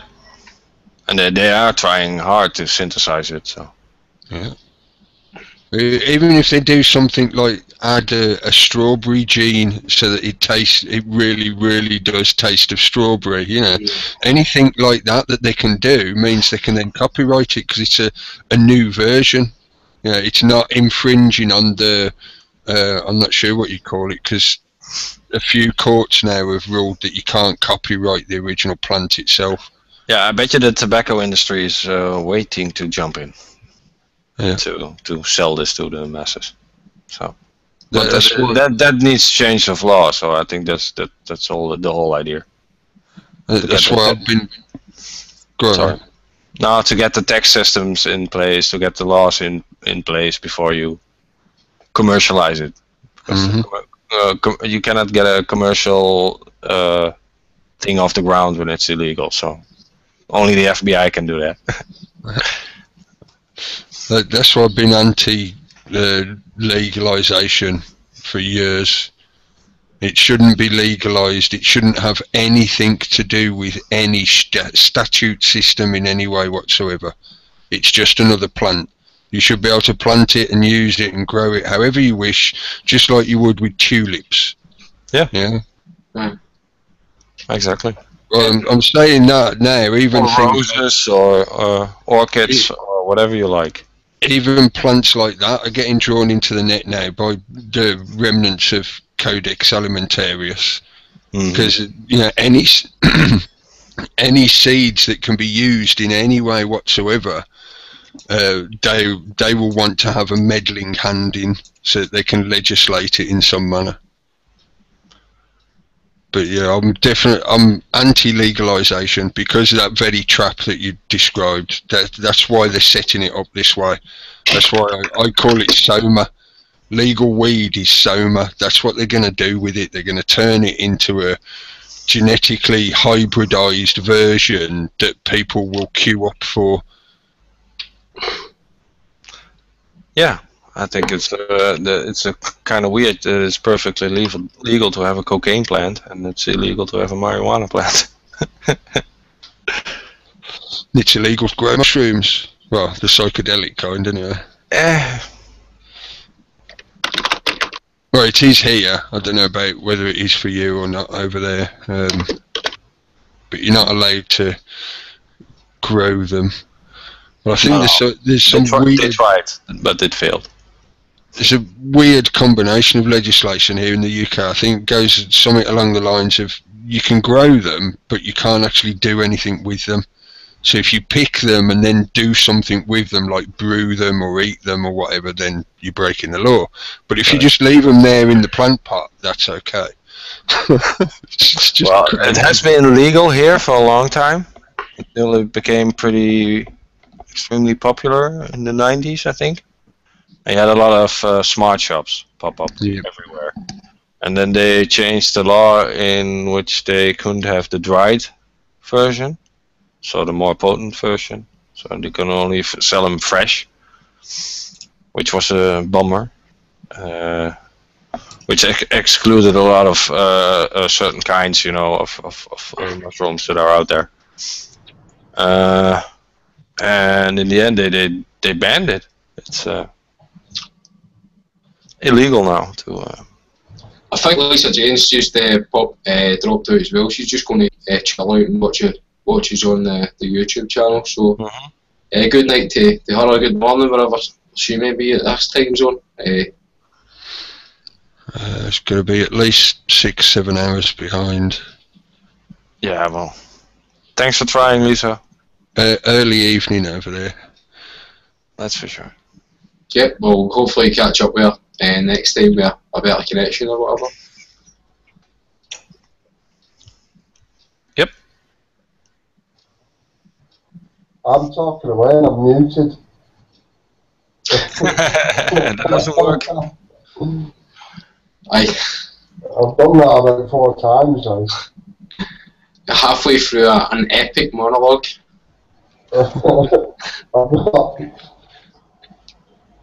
I've got control. You've got control, Days, for some reason.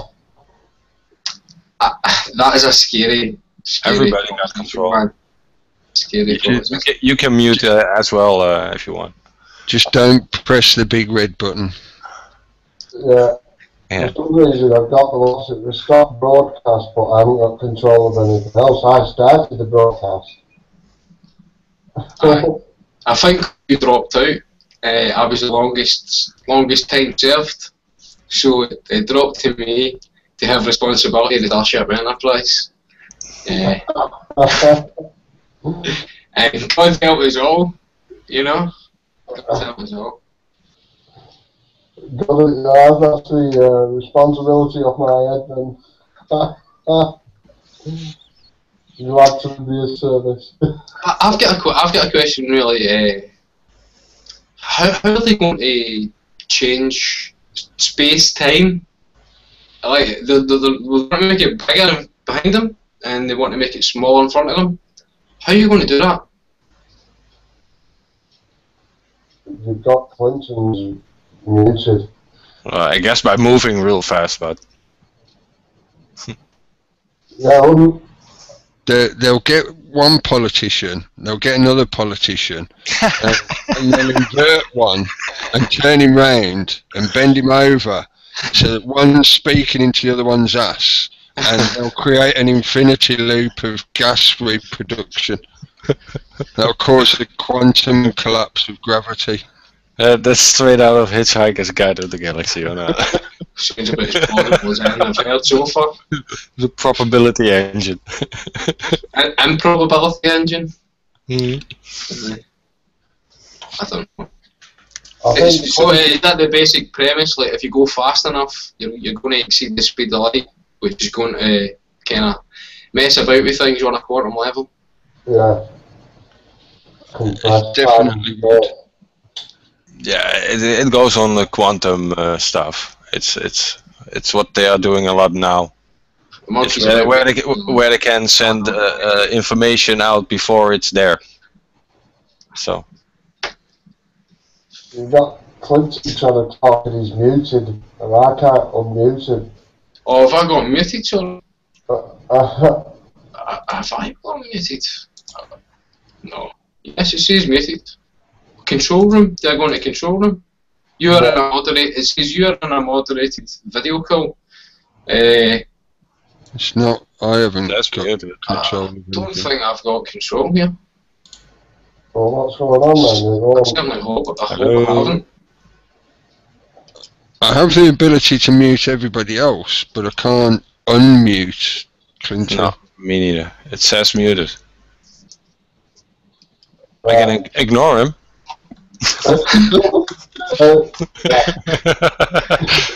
Clinton, if You can still hear us. That's me. if you put your cursor on the screen, a drop bar will drop down at the top, and you'll see a microphone with a red light on it. Just press it. Is that control room, do you know? No, that's just on your normal screen, isn't it? Yeah, you have to go with the arrow on your picture, basically. Then the screen pops up. You get a pop-up. I'm all over the place here. It took a while to get used to it. Right. I've got like main screen. Sometimes it's real slow for it to pop up, you know. So it's like your cursor is already. Can you hear me? Ah, Yay! Yeah!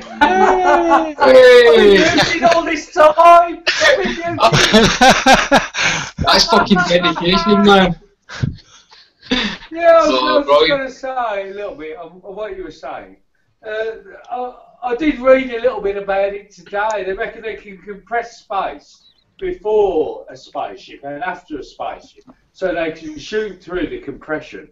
But it will be greater than the speed of light. Now, Einstein figured out that nothing could go quicker than the speed of light. So if you can go quicker than the speed of light... He has been proven wrong many times now. Well, Einstein was the doctor of human physics. So, you know, we've got to put a bit of credence on what he says. But if you can go quicker than the speed of light, you can in fact go back in time because you're going quicker than the speed that the material universe works in. I don't know. He had nice hair and a brilliant mustache, but I don't think he was that brilliant. It's like Superman flying around the world 3 times that makes the world go backwards or something. I don't know. That's my best guess. But man, you tell us, man. What's happening? How are they going to do it? Nuclear power? They go that fast, or? No, you go into the quantum physics stuff. So indeed, faster than the speed of light. So you move faster than the atoms around you. Yeah. So at that moment you curve. You can curve even space-time by putting out immense energy pulse, like exploding a star or something. You can curve space-time. So if you have an infinite energy source, you can do that. But I don't think it's feasible right now. You need the power of a nuclear star, of a star, basically. Yeah, sorry. Sorry, on you go, Clinton, mate. Wormholes. NASA have discovered wormholes, which are these deep gravity falls in space. And they think if you can slingshot through a wormhole, you can defy all the laws of physics, if you like. Oh, wormholes are still theory, I think. Black holes are very real, but wormholes are more Star Trek. The possibility is there of it in theory, but I don't think it's proven. what can we say? Star Trek, it's things we don't really know about, or us, the main majority, don't know about. To say Star Trek, Yeah, I mean, okay, but it could be real. It's Star Trek terminology what you're using, wormholes. No, wormholes exist, that's a fact, and, you know, NASA know it's a fact. The question is, can we apply our technology to wormholes? That's the question. Oh yeah, you could create a black hole and you could create a wormhole through that, but that's not something you want to travel to, I think. Well, how do we know that they're not doing this? This is the thing. No, but if you want to try, you're my. I know what it's like. I'm not going first, I know that. I'll be waiting at the other end then. I've just made See how you come out. From radio silence. I'm not going for no wormhole. I hope you're going to stream it live on Google Plus Hangout, because that's something I want to see. Yeah. Make it easier to join on. Oh my God! I had such an adventure trying to get on it tonight. Whoa! If it weren't for my little babbies, that would be it. It'd be game over for me. Little uns, technology, that's where the future is. Yeah, well, the future to be, it's going down a dirt track, really, going where it's just going to completely take over life. I think the interesting thing about the quantum technology is the you're going through dimensions. I think so. That's the next shift. That's the breakthrough in the star. When we harness the power of a star, that's when our civilization takes the next big step forward. Yeah, or when you can handle multiple dimensions, that could be interesting as well. Because I think a lot of the paranormal stuff and the UFO stuff we see out there is multidimensional stuff. You see about moving faster than the atoms around you, though. But you two guys were talking about, though, just a minute ago. That actually made a bit of sense to me. And I've heard that before, like time and space being curved, you know. But if you're moving faster than reflected light, than visible light, then I can kind of understand like where these are going with that, you know. There are particles going faster in space, faster than the speed of light, and they pass through everything. They pass through the Earth's core and go out the other side. Observable light to ourselves, basically. What is it? Is that the proton particle that goes through Earth? Yeah, I think even more exotic than the proton. Yeah. I do vaguely remember reading something about that. Well, they are trying to catch them at all sorts of ways, but they haven't been able to. But it's all theory. They should be there, you know. And that's a lot of with this stuff. And a lot of these theories are in my idea about this is that a lot of these theories are put into media. You know, some scientist thinks this stuff up.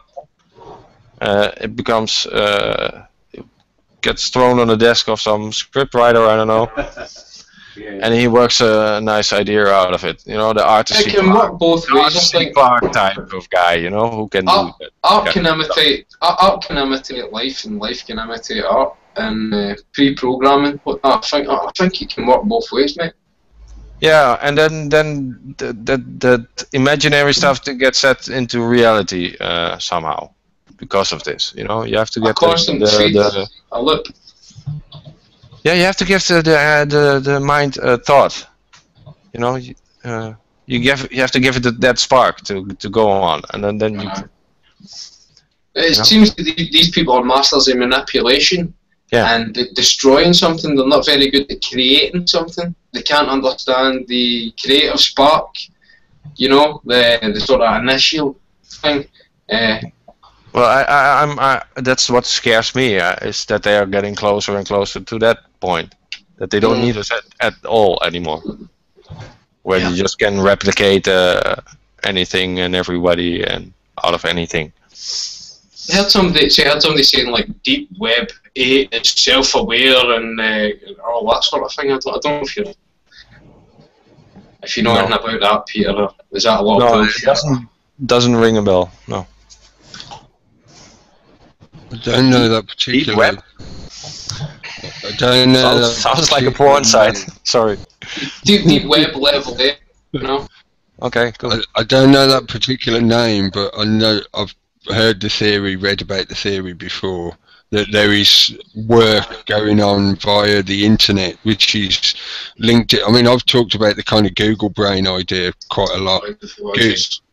Google themselves have sort of put this kind of idea out there, but that's what they're admitting to the public. What is actually going on behind closed doors is supposedly that they're utilising the network effect of the internet by, you know, in the same way that you can, I can't think of the right word for it, you franchise out the workload. So that if you've got 1,000 computers working on it, it gets solved quicker than if you've got one computer working on it. Could I ask you something, Matt? Are they trying to build it like turn the internet into a massive brain in line with sort of Luciferian mastermind ideology? Yeah, that's the kind of theory I'm talking about. That's been speculated on for a while. But there is more and more things coming to the surface that show, even if they're not actively working on it for that kind of reason, it is being worked on anyway, and that's demonstrated by what we see in the commercial world with things like conversation robots beating the Turing test recently, and various other things they've seeded out into the public consciousness. The way the cloud computing system has been pushed onto people, it's for those kind of reasons. Eventually there will be, there's already what are called robots that crawl around the internet. They've got different names for different purposes. Crawler is another name for ones that do certain things, and the little programs that go around and just gather bits of information about what's going on the internet, like ones that collect your metadata, and they take it back to Google Homebase in effect and say, look what I found, and it's added into the database.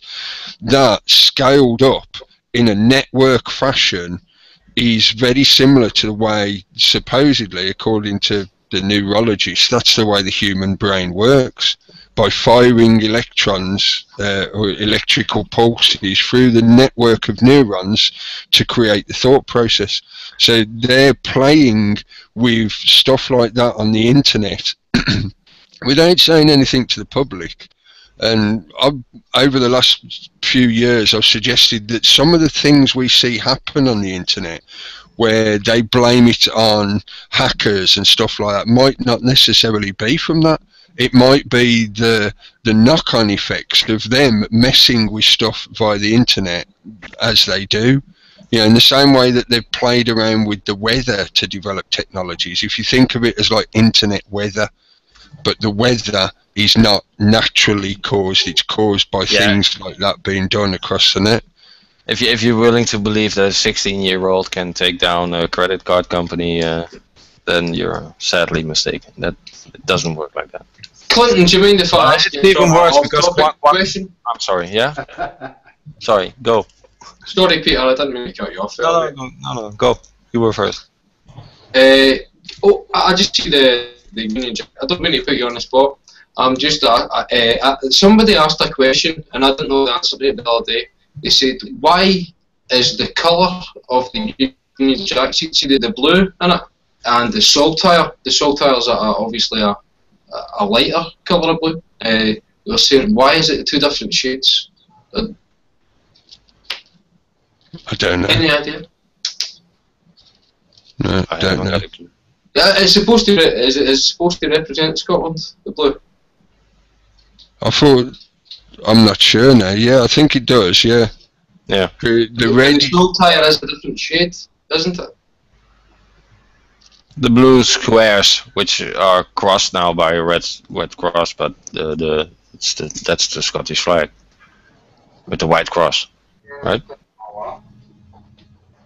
So it's three flags in one, but it's the red, white, and blue.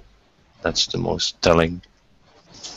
But I mean, the shades and all that are very important. But somebody they pointed out though that it isn't the same shade of blue, and there was a reason for it, but it was quite cryptic about it. But I just never got to the bottom of the question. You know, I don't know. I couldn't say. Try I have asking. no idea. It's just a genuine thrown it out there question. Try asking Scott. He's got good knowledge about historical stuff like that. He might know about it. I don't know, to be honest. I can't think of it ever being pointed out to me before, so I don't know. The only other thing I could automatically think it would refer to is maritime. You know, like maritime law. You know. Well, the difference between the sky and the sea, the blue of the sky over the blue of the sea. I don't know, speculating. Possibly. Something like that. I have no idea. I'm totally lost. Check the chat room, you never know, somebody's probably put the answer in and we haven't even noticed. I think that's where I've been.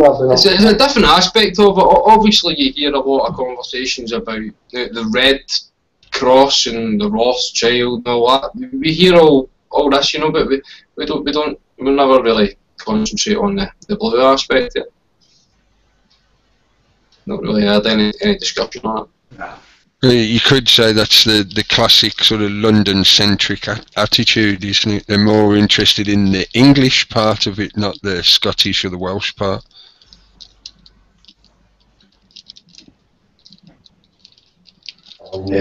That's my background, by the way. Hi, guys. Welsh.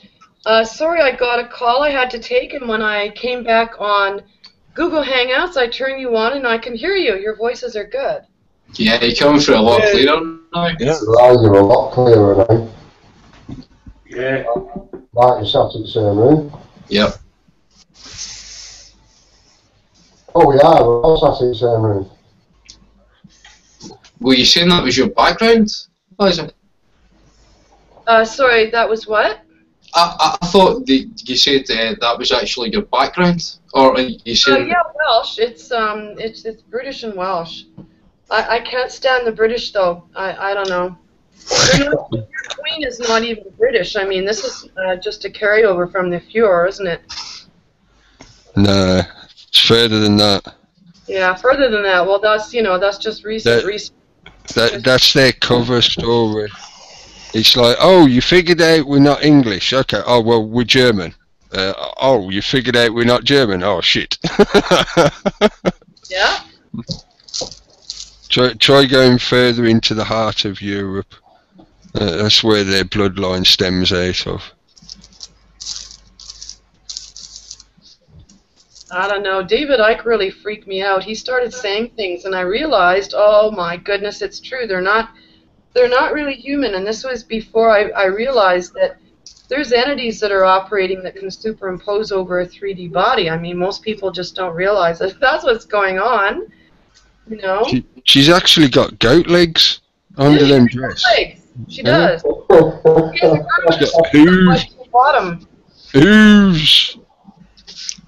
Did you know it stems back from the Egyptians? All their pee and poo is kept in jars because it's called royal excrement. Like this is as real as the Bible. I believe that. So that's what that chocolate bar was. Exactly. From the Royal Mint. I got to ask Dino something. Dino? Yes, well. What are you doing over there with that packet? I keep seeing that packet, and are you making cigarettes? Yes. Yes. Oh, cool. You know what? You're like a real cowboy. You could be on the back of a horse. You're not even using the. I use the tubes, and it sounds like an AK-47. It goes click click. You know when I'm building them. I've actually rolled one-handed. Right. With push bike. One of you said something about Italy, and it's this kind of news that really intrigues me. You said that they had given amnesty to people that they felt were unfairly imprisoned. Is that true? No, we're imprisoned for marijuana offenses. Good. It's I like the something. Italians, but I don't like the Pope, and I can't wait for him to be Pope on a rope. And you know, Well, I think he's about to go. Actually, your little Mr. Sir Francis is about to be served notice. He's part of what's called the Ninth Circle, and this is connected to some really deep, nasty shit. Isn't he due to go up on the mothership soon? I think that's what he thinks. I think they've come to collect him. His time is up. that's why Ratzinger stepped down. He wouldn't want to be the one. No, it's because uncovering their defense of priests, all this information started surfacing. There are people coming forward giving testimony that they've witnessed that most people wouldn't even like to think exists. And the Catholic Church just came out and it said that pedophilia is not a sin. So, I mean, and I'll tell you, there are Catholic schools here in Toronto, and it used to be that the church used to be conservative and moral values, and it makes me sad. These Catholic schoolgirls, they're wearing these little kilts, actually, literally. They're in this area, these little blue kilts, and these are 10, 11, 12, 13, 14-year-olds walking down the street, and you can see their underwear. When I see that as a woman, I really, really grieve. When I see young girls walking down the street and they're taking modern dance and that's teaching...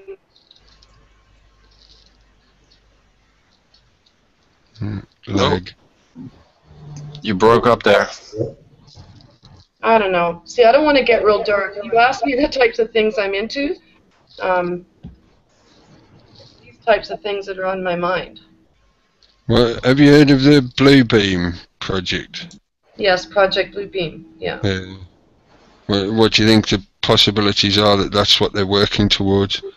And that's why they've got, over the last few years, they've done things like set up the bishop for alien encounters and passed, I'm not sure what they call them, the sort of like religious laws to say that it's okay for aliens to be baptized and brought into the church as well and stuff like that. Baptized. The Pope came out and said that because they were not born on earth and they did not suffer from original sin, you look into this. He said we need to accept them as our immediate brothers. They do not need to be baptized. Now here's a question for you. You asked me about Bluebeam. Do you think 9/11 was part of that project where they have this video that they keep looping and looping and looping of these goddamn planes flying into the building? Would that not be project? I think there's been a lot of things that have been like a combination that do include Bluebeam.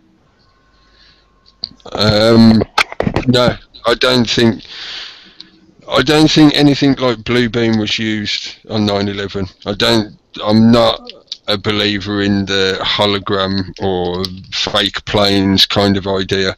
I'm open to the possibility of directed energy weapons, but that's not really what Bluebeam is supposed to be about. Bluebeam is supposed to be about imagery. Well, why was Judy Woods so shot down? That woman was shot down so hard and so fast, and it was Alex Jones that introduced her. And then people just took turns taking pot shots at her when she was trying to suggest that it was directed energy weapons. Well, she was very fixed on it being, and nothing else then. Well, with the thermite, right? Yeah, well, I'm not too sure on that either. Thermite. So everyone has their theories, but all we know is... But that's the problem. I said That's this the whole idea about it. All I care about is Building 7. I can give a shit about the other two towers. Building 7, it imploded on its own footprint. That's all I need to know. Yeah, and to me it doesn't matter how they did it, or No. with what they did it, but it's pretty obvious that they did it. So, Yeah. and to me the Jones and Wood and are distractions. The no plane theory. Yeah. I don't know. I prefer. Listen, what do you guys think about what's going on at Bundy's? I know people in the U.S., I know some that just say they're on both sides. It's almost like the Civil War happening. Like, people in this alternative media, radio, they can't agree on two goddamn things. So how do they think that they're going to be the leaders, you know, when the shit hits the fan? You better buy my tangerine. I don't necessarily think that's a bad thing. You know that people have disparate views on things. I think that's individuality. I don't think that's a negative thing necessarily. Well, it's just important for us to say how we feel and be able to agree to disagree and not have to be. It's a cult when everyone needs to feel the same way. To be in my group, it's like high school. If you're their friends, you can't be my friend. Absolutely. But that's what the state wants you to do. You've got to be on our side, otherwise you're some kind of enemy. We'll tase you and we'll set dogs on you. Yeah, we'll pull you over by the side of the road and we'll let the cops do everything, and then we'll throw you up on YouTube and you get millions of hits, and that's the good old American way. Like, I see them as being, it's pretty bad. To me, it's like Sodom and Gomorrah. It's nasty, nasty, our neighbors to the south. I just think there's a danger in an aggregation of alternative truth. That's what I'm seeing at the moment. We've all got to agree on this or whatever, you know. For me, it's a richness of diversity that it can be a double-edged sword. The control system can they can literally bank on us not agreeing on two things right enough, you know. It's how it perpetuates itself, I suppose, as well, you know. Divide and conquer 101, but I don't know, do we sacrifice individuality for a collective response? Because when a group gets together, good things don't normally happen, you know. You have to. I don't want to use the word compromise. It's the only word I can think of off the top of my head to represent what I'm talking about. But if you're going to have any kind of unity, then that means there's something that you're unified on. Even if it's only one thing, even if it's something like you all like the colour green, you know, there you go, you have some kind of unifying factor. Well, you know what? Some of you may say, well, I don't really like green that much, but I need to be part of what's going on to actually enable it to happen in the first place. So, okay, yeah, I like green for now. Okay, if I had to join a group where we had to unify under one thing, and that one thing I would pick, it would be compassion. And someone just said richness of diversity. You know what? I just want to do this. Just think about this. It's so true, richness of diversity. But you know what? You stack that up against forced immigration. What do you see? I don't believe in nation states. I know that might sound a bit New World Order-y, but I believe that countries have been devised by people with the mentality of Sykes and Picot. What is a country? A country is a figment of our imagination. You know what I mean? A country is something that the people that get jingoistic about and nationalistic and all fevered up and worked up. In my point of view, it's an absolute figment of imagination. It's used as a tool. For me, there's no such thing as a Mexican and an American. There's a person, a human being. All of that, it doesn't make any sense to me. Okay, then how about like citizens of the earth? And speaking of Mexico, Mexico busted your ass in the World Cup soccer game. I don't follow sports. And I thought, what do those Brits think about that? And you know, you guys are really big into your soccer, aren't you? It's bread and circuses essentially for the 21st century, but it's a physical chess as well. That's the duality of things. Because, I mean, I've always grew up playing the game of football, and I know that it can be a beautiful thing. It can be a physical chess. It can keep people healthy. It can keep people on the right route. It can keep people away from drink, drugs. It can give them a focus. It can give them positivity in their life. It is a beautiful game. See, when you know the physics, it is a sweet science. You know what I mean? But these money men, these people who have bastardised everything, have destroyed that as well. So that's held up is something that's obviously you've got the bread and circuses that we were talking about, me and Cookie earlier. Like culture, we all often think it's a grassroots thing when it's been handed down to us, but there's a duality in everything. And deplore what is to be deplored, someone said, and then find out the rest. You know, I think it rings true when it comes to football. I want to tell you one thing I so love about football. I know the whole sports thing, I know all the money in it. What I love about football is that any child can become good at it. It does not take equipment, it takes a ball. And it takes a team. And, you know, you can play it all over the world. And anyone can become the president of the United States. No, because 96% of them were, bloodline. No, I love football. And I like hockey because I grew up in Canada. I like a game where the rules make sense to me. When I see all these guys grabbing each other's asses and they're all suited up and duded up like they're causing, like, you know, the fucking American football players, and they're just all over each other, and it's just like spandex, and it's and then you got the porno cheerleaders and, you know, all the money behind the scenes. I don't go for those kinds of sports. I suppose American football, see at its core, see when you take all that cheerleader bullshit away, and there must be people out there that love the game just as much as I love the game of soccer, who feel that it's been bastardised by all that as well. But I never saw the sense in football. To me, it's a retarded game. It's just like, I just never, ever saw the sense in it. There's different things that men can pursue in life. Men can pursue war. Men can pursue money. Men can pursue different. I don't think a sporting or entertainment things that worth things to pursue. You know. When you talk about warfare and all these, you know, all these, like, I've got a lot of friends who are armed in the U.S. and really into, you know, Second Amendment and all that stuff, but I just see warfare as boys and their toys, and what they're trying to do with all these mass shootings, they're trying to bring a military presence. And if you look at the military, it used to be that people who lived in your town patrolled your town and kept it safe, and now people are saying all over the internet, like even at this mass shooting in Moncton where this kid shot 3 RCMP officers, although my theory, they were taken out by one of their own, and that was the hoax part. Because this kid does not fit the bill when it comes to a shooter. And people in that town, in that community, they were listening to the military presence. It was just zap, it was automatic. They heard Russian accents, they heard accents, and they started to twig, and they went, oh my God.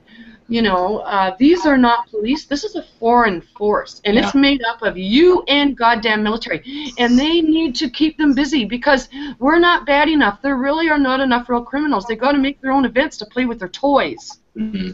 Yeah, you find a lot of the foreign mercenaries used in these sort of situations because they don't have a natural affinity to the people, so they can, you know, they can get into it a wee bit more without having any sort of historical ties or anything that's going to get in the way, you know, of the low empathy as it is, you know.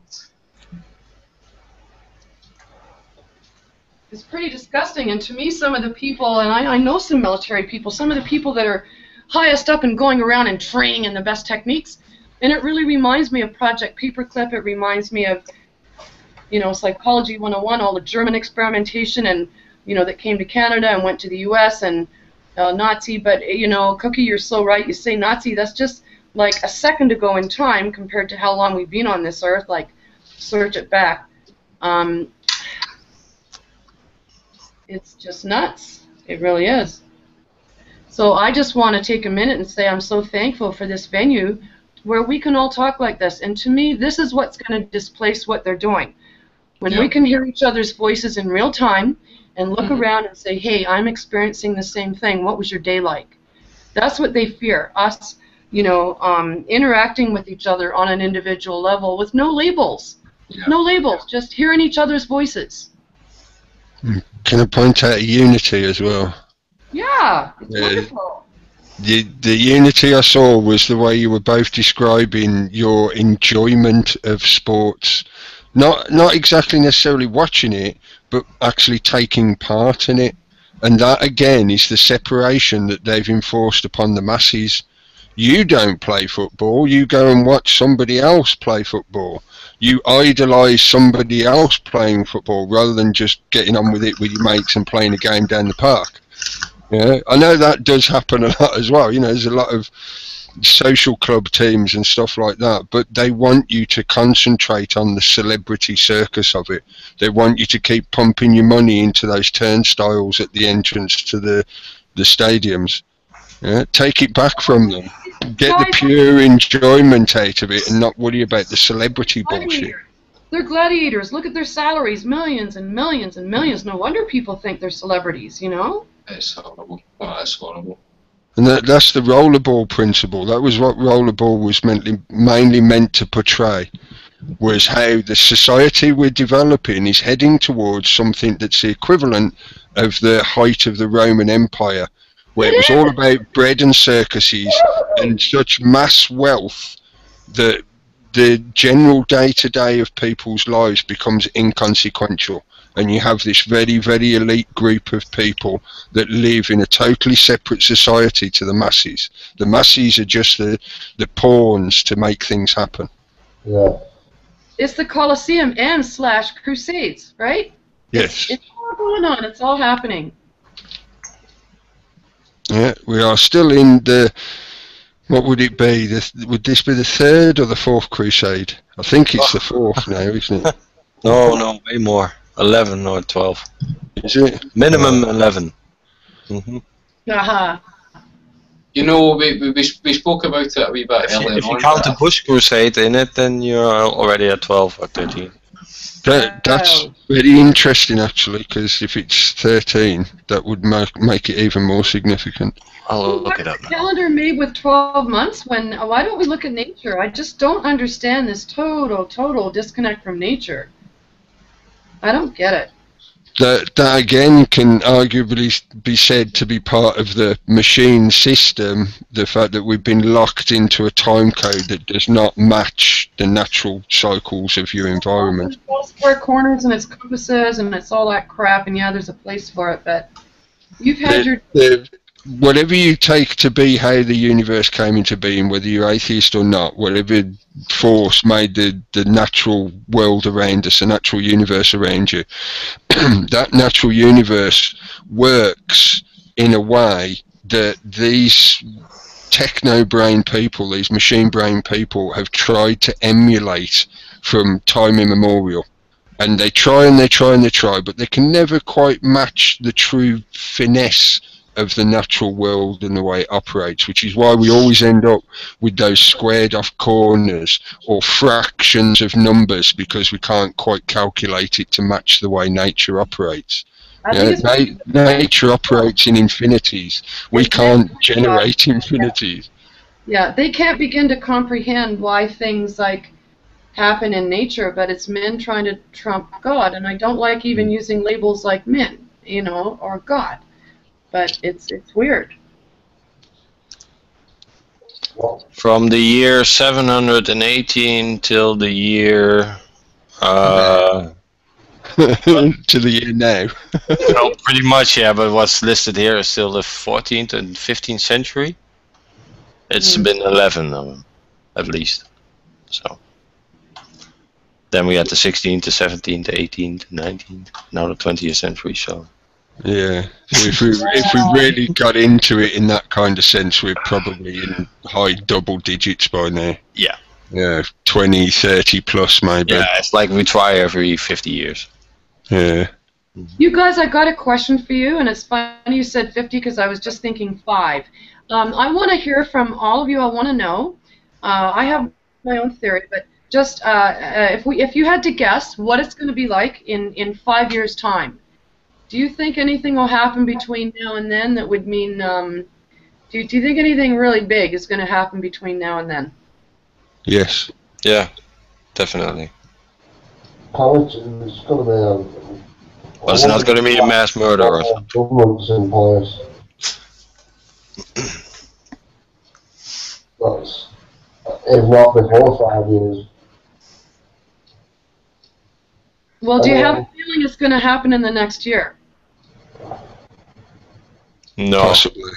No.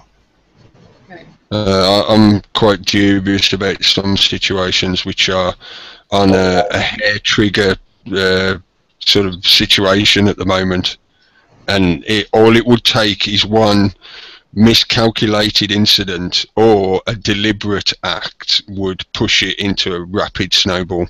Places like Syria and the Ukraine, their situations are quite hair trigger, even though I know people would argue that the big powers don't really want a nuclear war and all that kind of thing. The majority of the people that are stood up there in the governments now are complete and utter nutters. They're psychopaths. They are really out there, yeah, to be able to do the kind of things that they do. They're out there. They're total war criminals as far as I'm concerned.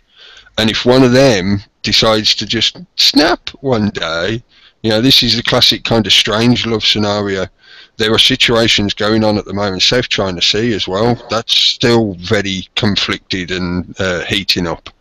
There are hair trigger situations where all it takes is one stupid move by one side or the other and it will escalate rapidly.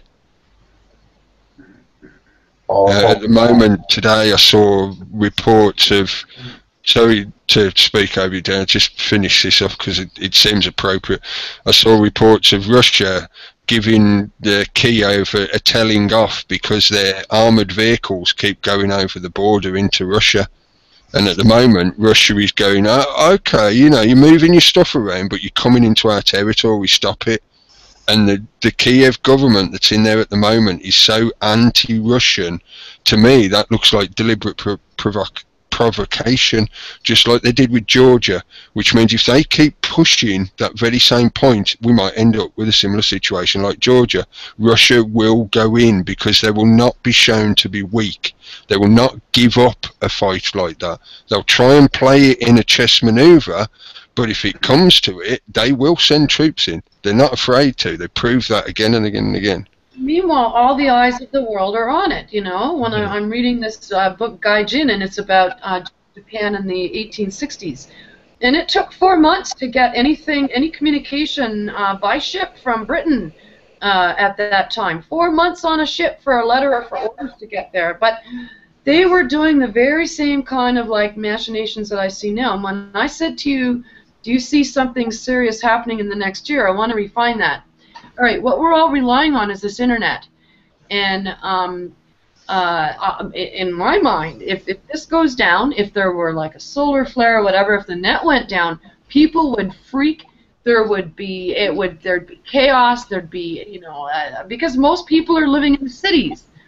So I mean, I'm almost wishing that something like that would happen, and that people who are prepared could just get the hell out of Dodge. I don't know. Be careful what you wish for, because if you really think it through, what you're actually going to end up with is what will be the equivalent of the zombie apocalypse. And that's exactly why they've been pushing that meme for the past several years. But they can't do, you see, I realize I'm not afraid of that. You know what I think the definition of purgatory, you guys, and I just want to go on record saying this, I think nothing really is going to change. I think we're just all going to keep twisting in the breezes because they cannot let the net go down. Everything relies on business. If that's not there, then they can't continue their bloodsucker work every day. I think it will go through a fairly steady process of balkanization. Basically, you'll potentially you could end up with the USA splitting, and I mean Texas is the classic argument. Texas will come out as declaring itself independent, and that will cause a cascade effect through the other states. Similar thing is happening across Europe. Catalonia keeps protesting for independence. The example of what's happened in Ukraine, and there's other areas that have, in recent history, such as Serbia and Croatia, the breakup of Yugoslavia, they've gone through a similar process where those what used to be bigger states have been fractured back down to cultural and ethnically contained areas. Yeah. And I think that's going to continue for several years, if not a decade or more. And they will still keep milking out the system. It's just that it will become very much more like Minority Report style crossed with Children of Men style crossed with Elysium, where you will have a massive burgeoning underclass that will be pushed, shunted around to wherever there's work, such as exampled in Bahrain with the Formula One stadiums and the construction that's been done there for the games, and the same in Brazil. You will have these drifting mass hordes of underclass workers who literally work for food and lodging and not much else. And then you'll have these centres, these densely populated megacity centres that will become like city-states unto themselves because of their economic power of the super wealthy that live within them.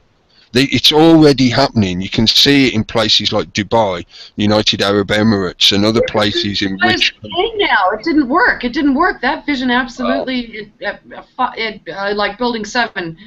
Once it's there and the buildings are swaying in the breeze, boop, it's gone. Well, they also built the pyramids with slaves, so they've been doing this for a long time, and it's a system that has been working along the same lines for a long time, I think. So why change the system if it works? Look, if it's about to collapse, they collapse it before us. So before we get the chance to do anything. How do we know that the stones weren't levitated? I'm not saying they were, but you know, we just assume they were built with slaves. Maybe it's more complex than that. No, I wouldn't say slaves, that they were whipped and they were paid slaves. They were workers, but cheap workers. So with all our technology now, we can reproduce it. I don't get it. We couldn't reproduce the precision now. With all our technology, we could not. Well, I believe we could, but it's just amazing that they could back then. Well, but people want to kill each other and put all their money into, you know, their little explode the other people drone toys. That's because... I think there's more stuff going on in space than we've been led to believe. I think that Mars is that there's military on Mars. I think there's military on the moon. I might sound crazy, but there's shit happening up there. Yeah, for sure. There's something happening up there, but we haven't got a clue on what it is. That's the problem. So get yourself a big telescope. Yeah, you see shit flying around enough there. Yeah, well, it's just this is a common thing that to me comes up quite often when people talk about stuff going on in the sky or in the solar system. It's like, look, you can, if you want, just utilize the internet primarily to go to sources that will give you that kind of information, and if you want to, you can buy or build your own telescope and you can do your own studies so you can correlate what they're telling you to what you're seeing. You know, you can be participating in that kind of observation. So this is why, you know, I often get frustrated with people when they talk about comets about to hit the planet and stuff like that. And it's all, look, all we generally know about what's going on up in the sky is what they tell us, what they show us via NASA and things like that, unless you go to the effort of get your own telescope and look for yourself. Yeah, and that used to be very different in ancient cultures. Cookie, last summer I was invited down to the U.S. and to some friends who live in, it's a very isolated state there, and we took out, they had military-grade night vision goggles, and it was like I was actually seeing what was happening in the skies. But these are things that, you know, most people don't have their hands on. All you need is 15 minutes looking at the sky at night through those, and my God, it's a cheap trip. You don't have to. It's like you can take LSD and have certain effects, but when you're actually looking at what's really happening and you're going, oh, guacamole. Will any kind that have a green screen? Yeah. They had a green screen. You could see through the bush, but then when you looked up at the sky, there was just... No, it's the main illumination that comes off the screen. Is it green?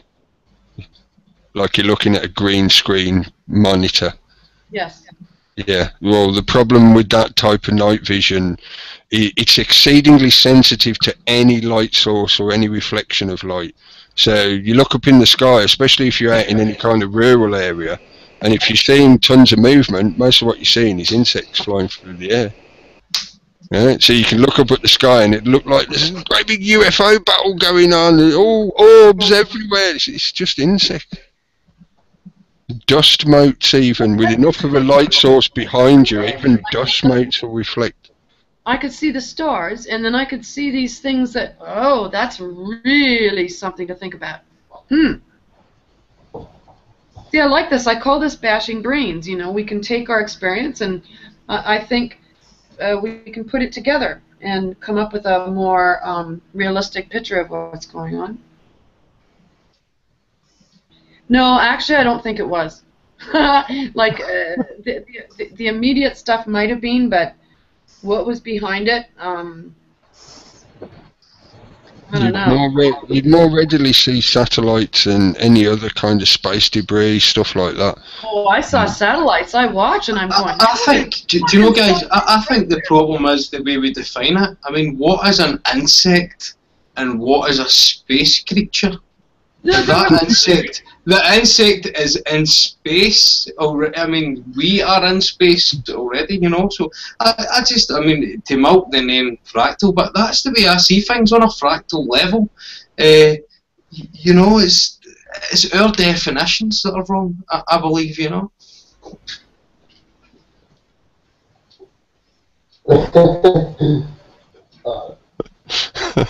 That's just like that was deep. I'm sorry, I had to think about that. That's just going really deep into thinking now, isn't it? It's just it might sound that's just the way I'm naturally think about these topics. Do you know what I mean? It's like what are you trying to describe the same thing on a different level? It's I mean, what is this? What is this thing that you're trying to describe anyway? Is it a life force? Is it different from you? Are you a part of that? Is it, you know what I mean? Where does your universe stop and where does that universe end? I mean, these are the sort of questions that... Everybody touch your screen now. Touch your screen now. Well, listen, do you guys think there's anything into portals? And I think, you know, I think there are various portals. I don't know if they go to inner Earth, and I don't even know if it's inhabited. But there are I think there are vortexes, an area of energy on the Earth that go into, I don't know, other dimensions or something. What about the fairies? I mean, well, it's just it's a belief system. It's a thing in our mind, a fairy. What is it? Is it a fairy? Is an entity? It's an energy. It's a thing that someone has possibly created, or who has created it? I mean, where did the name come from? Who put that idea in your head? Well, there are people who say that they're nature sprites and they can see these bloody little nature spirits, you know, and that I don't know. Native people, like I've lived on a lot of reserves, a lot of elders, a lot of those people, they talk like that, and friends that I know, you know, people from... I'm not dismissing them, the ideas. I do see, contrary to maybe sounding dismissive of the idea, I believe that there is life in every breath and every cell. Like, when you spit, I believe that you're creating a universe, you know what I mean? That you're creating an energy source, and that there's a multiverse, you know what I mean? That it's just, all that sort of thing is just kept away from, we were talking about the sort of curriculum that you're introduced to in school, and it's like, you can take, well, when I was growing up, it was like, you could take geography, history, or modern studies, what they called modern studies, right? Modern studies was like a view on political systems and so forth, but it struck me at the time, you weren't allowed to learn about them simultaneously, you know? So why not? You know, we're not allowed to have a comprehensive overview of these things, you know what I mean? But no, it's to keep you siloed, it's to keep you away from real alternative thought processes. You know what I mean? Shows that they can square the circle. Oh, there's life in every people. Well, obviously Tesla's name gets mentioned all the time. You know, he's like, if you want to understand the universe, think of it in terms of vibration, and I mean that's the sort of level of things that we've been able to look at. You know what I mean? It's just. Correct me if I'm wrong, but what I hear you saying is that nature is fractal. That's the miracle. The more you go into it, the more universes open up. And fractal has a frequency, so therefore, like fractal frequency, I looked at the name on the screen and it just like fucking hit me right in the head. I'm sorry for swearing.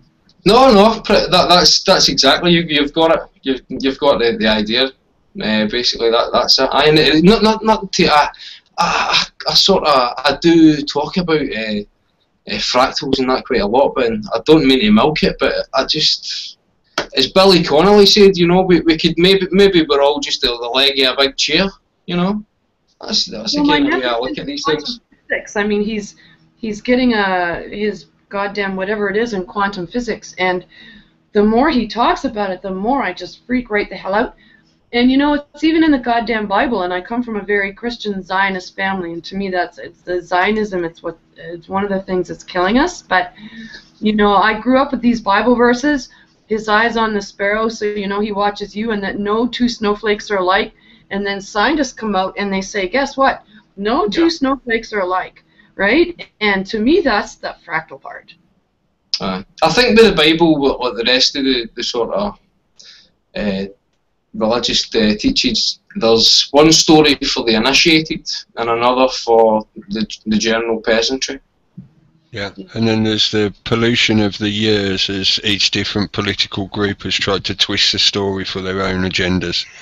So there is good knowledge in there, but you've got to pick apart the crap that's been added, you know, the misinterpretations, the deliberate rewritings, all that kind of shit. But there are hidden ancient truths in there. Well, the Gnostics and the Essenes, but why is it that the peaceful people are the ones that are under effing assault? The ones that just they're always told that they'll inherit the earth. Jam tomorrow. Because of the power of the dragon. Yeah. The dragon blood, the use of force, the use of blood, that's how the psychopaths operate. They are quite willing to slaughter 10 million people to do what they want. That's the use of blood, the power of the dragon. Well, they're willing to use it. Keep calm and carry on. You know, people in these aristocratic families, we must go to the fox hunt, and you must be blooded. You must be blooded. Yeah, that's where it comes from. I mean, there is, I would argue there is a tradition from hunting that we still carry with us that carries that kind of aspects to it. But the psychopaths have taken it and developed it as a technology to an extreme, such that we've now ended up with things like nuclear weapons and biological weapons that can slaughter whole continents full of people. Yeah, that's the level they've taken it to. It's not the natural cycle of consumption that we used to do as hunters, of going and hunting the food we needed to eat and to make clothing and whatever else. It's way beyond that. They've taken it to a perverse level. Can I make a suggestion about maybe where that perverse level started? And you guys, I don't have many opportunities to call in, but I want to take advantage because you want to hear a female point of view.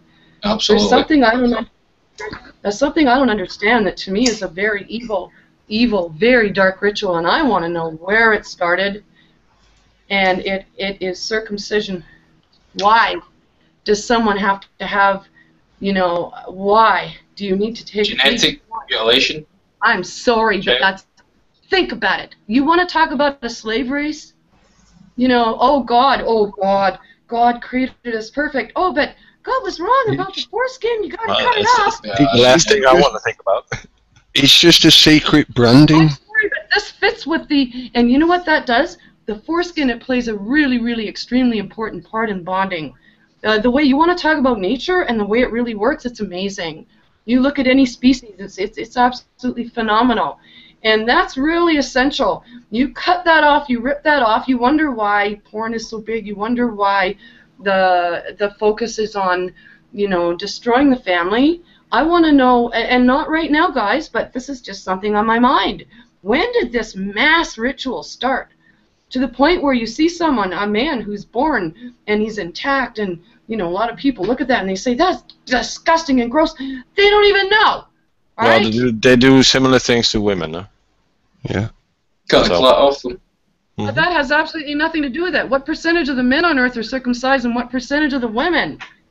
All right, Well, some that's- tribes do that's- that. that's Some true. tribes do that, Never know. but there's no comparison.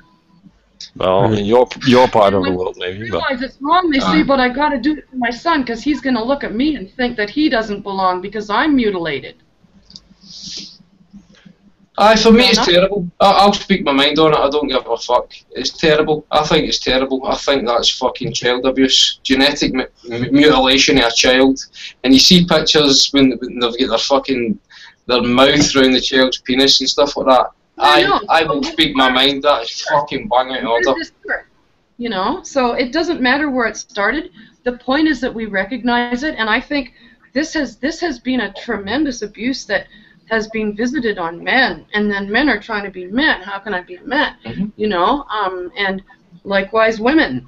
There's room for women who want to be fluffers, but there's no room for, you know, I don't know, but it doesn't need to be that way. And this conversation tonight is disproving everything they're saying, because we're having an incredibly, for me, a very interesting, and like, my time, I'm not on social media, but when I feel like we can connect like this, I feel like I'm part of something that really matters. All right?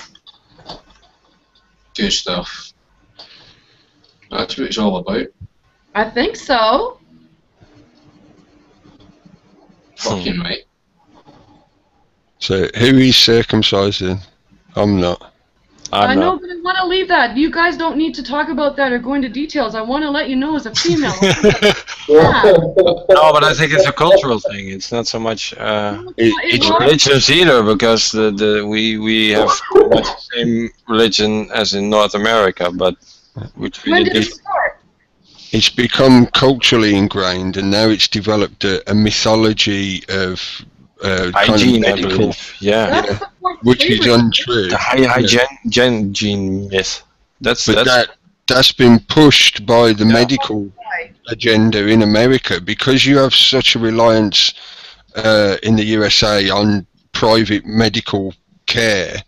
It's being pushed by them because it generates money for them. Same as cosmetic surgery. Jewish, Yeah. right? I Every think Jewish, I think it's vicious women. and it's Zionist. Oh, fuck off! It's Jewish. It's Zionist. What else? Don't the Muslims do it? Do the Muslims do it? I think. I'm not sure if they're Muslim. There are. I think every race has got their own disgusting yeah. traditions. And every religion's got their own disgusting traditions. There are different forms of it. Yeah. Yeah. So The very word religion, when you check the etymology, is religare, to be held back, to be thwarted from forward progress. So that should let everybody know exactly what they're all about for day one. well, what the British Crown brought to everyone is that you all must go to church. You must go to church, otherwise you'll be shunned. And then you look at Alex Jones, and he talks about the Masons. And, you know, there's, I mean, all these different labels on, but guess what? This is all male, this is all being, like, male-dominated. And I'll tell you one word that I really, the word feminist I to don't me think is so. like blaspheme. It's like blaspheming when it comes to me. I'm not a feminist, but I think it's sad, like, with patriarchy. Is there any way that we can just kind of balance each other out? And I think it comes back to working the land. You know, most of us are disconnected from the land. When it comes to feminism, just sorry to stop, just to address that point first of all, I don't know if you've seen Aaron Russo's last video before he died. He done Freedom or Fascism. Basically, he was friends with Nick Rockefeller, and he told him how he basically set the feminist movement up. Basically, so that in order to tax the other half, get the other half working, and get the young into the indoctrination centres, into the schools quicker. Basically, that was the idea behind it, you know. Just like everything else, though. Not to say it was a bad idea, like equal rights and all that, but like everything else, what they do is they hijack the movement. Yeah, well, it wasn't even a movement to begin with. But what I hate is the way the British Crown. You want to look at the British Crown? Let's just make a list of all the countries that they've gone and they've invaded and that they've conquered. You know, I mean, all right, Canada, India, Australia. You know, just go down the list and see what they did to those countries. You know, opium. What I'm in, like, I read books that were like written a long time ago. That's what keeps my sanity. That's how I go to sleep at night, because I realize people are the same. They have the same yearnings, the same desires, the same needs now as they did then. We're no different, except now we have this tool where we don't need to wait 4 months for a letter to arrive. We can hear each other's voices, and what they're very, very happy to do is to plug up, you know, this tool that we have with porn. And like when I see that most of the traffic on the internet is porn, and I'm thinking, I'm the way they present it. I'm glad I was born a woman, and I don't feel like I've got this need that I've got to, you know, that I need someone. Anyway, it's just sad.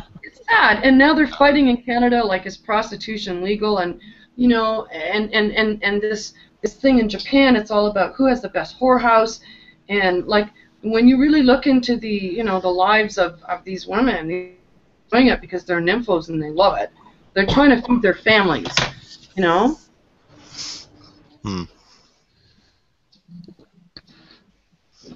To me, I think that women can be way more vicious than men. So that's a blanket statement. Well, I just look and that's at. Not fair, because you put me into a category. No, I'm not putting you in a category, but I'm just saying that women can be just as or way more vicious as men. Or I don't even think that women are that different when it comes to women in power or women. Oh, they can be. Oh, well, the women in power, I'm ashamed. I'm ashamed when I see, you know, what they're doing. The only woman I can really speak for is myself, and my daughter. Sure. You know. I think both sexes are manipulated when it comes to pornography.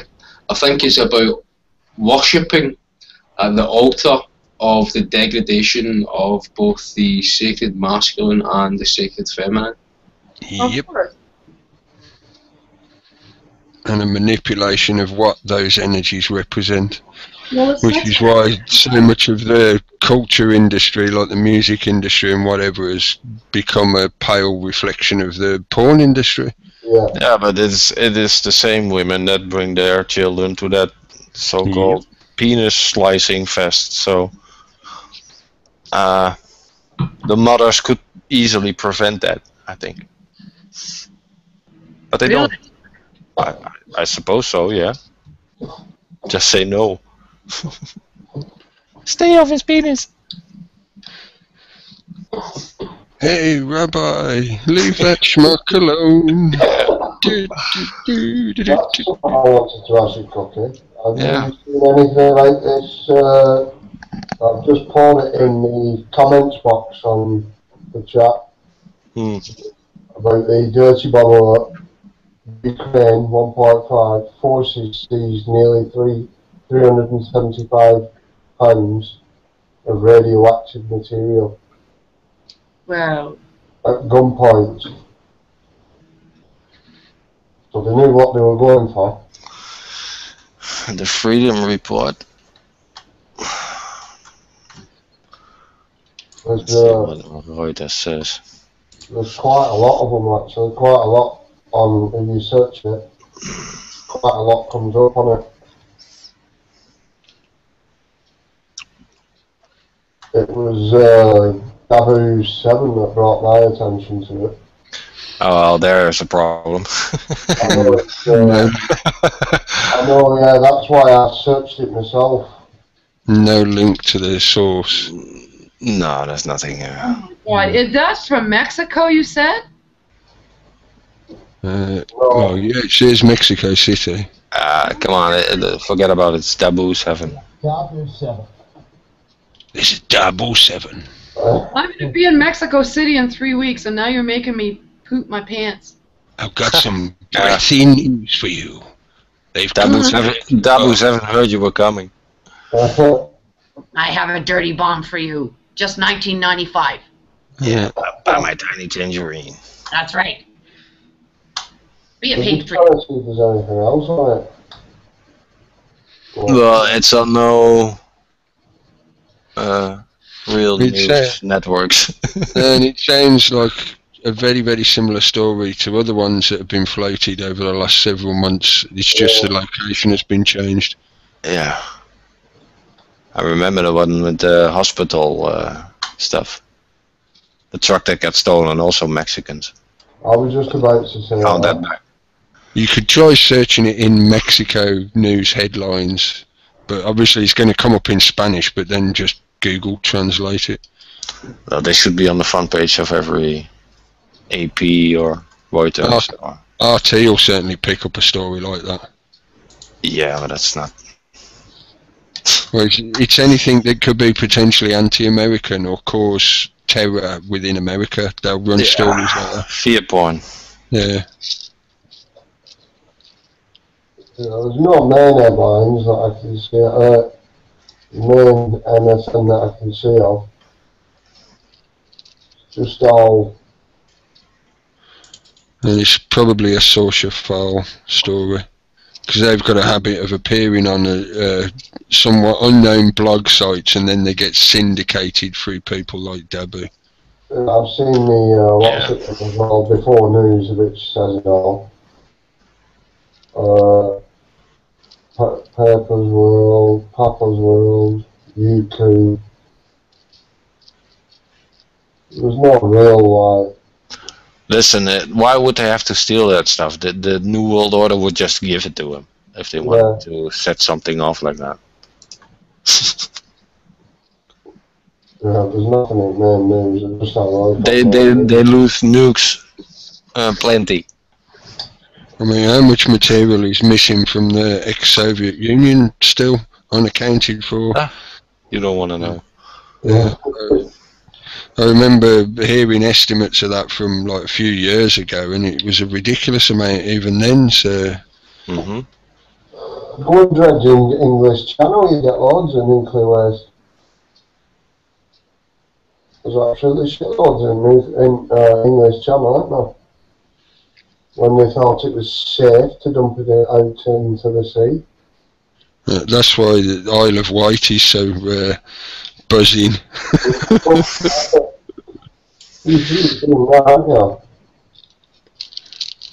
It means David Icke can talk to Godzilla whenever he likes. Yeah, he just walks down to the cliff edge and whistles. Yeah. I've just seen if I can find something. I watched the documentary ages ago about it.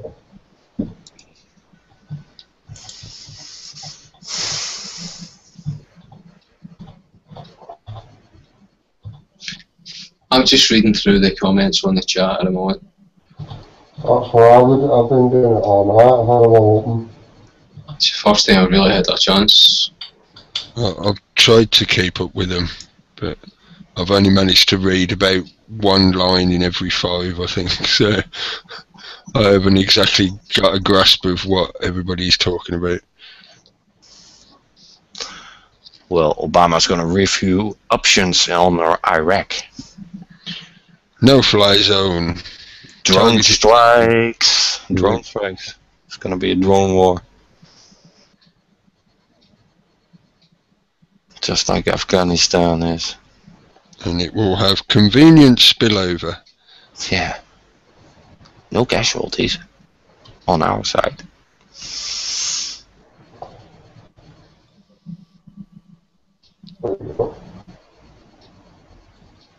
oil market spike on Iraq concerns. Yay. Oh. I'm sure the what do they call them? The dividends will be up again this year. Oh yeah. I think they think that our gas prices aren't high enough yet.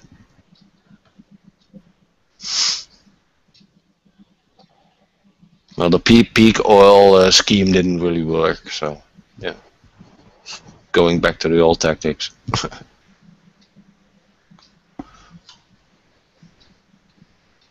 BBC journalist made OBEs by Queen? Well, that's for independent journalism. That's for being a good little cog in the machine of Big Brother. Let's see who gets it. You said exactly what we told you to say. Well done. Here's a gold star. Chief International Correspondent Lisa Doucet? Douche. Back. And the head of the BBC Bermondsey service, Tin Hatard-Sve? What the hell? I cannot even say that. It doesn't sound British to me. Copy. Post the link.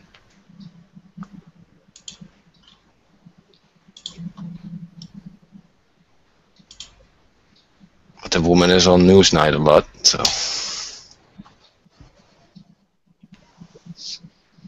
James Owen comment and the comments here. Politicians are the human centipede, all sucking on each other's arse. Got it in one, mate. There you go.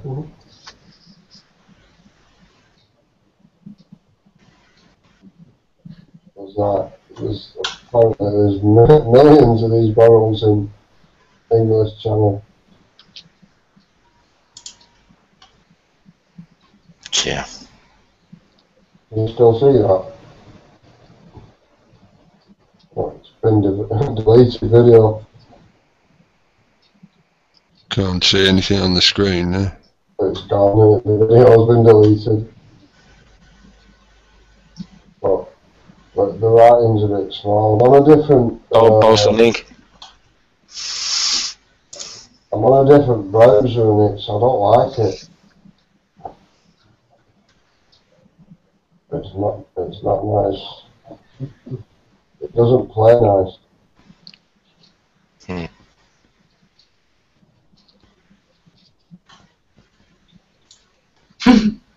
Some of these comments are fucking class. I know, I've been...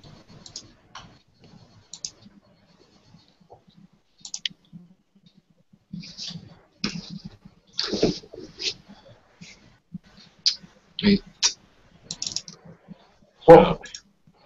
I guess David is Dabu 7 or what?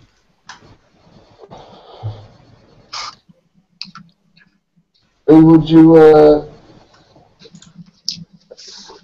put bets on, Cookie, that's actually kick off the war? Yeah, say again, who would do what? Who would you, in the bet, in Cookies are checking bets, who would you put your money on for starting war? For starting it? Yeah. North Korea. North Korea. He has been doing a lot of testing lately, hasn't he? Yeah. Not on with Nostradamus' theory. Well, it's the fact that Kim Jong Mini-Me is in a situation where the big major players, you know, the big gorillas in the room are already sizing up against each other, so they're preoccupied. So as the random rogue male of the troop, he's got an opportunity to take a preemptive action which could cripple one side or the other. He then puts himself in a favourable position to ally with the remaining superior one. So in effect, he's like the horrible little Weedley kid who runs round behind the fight and stabs one guy in the ass while they're fighting to win. Yes, go on. So sorry, you were talking about the random lone male in North Korea. I'm thinking about the guy that showed up there all studded up and, you know, Madonna's ex. What the hell was his name? Guy Ritchie?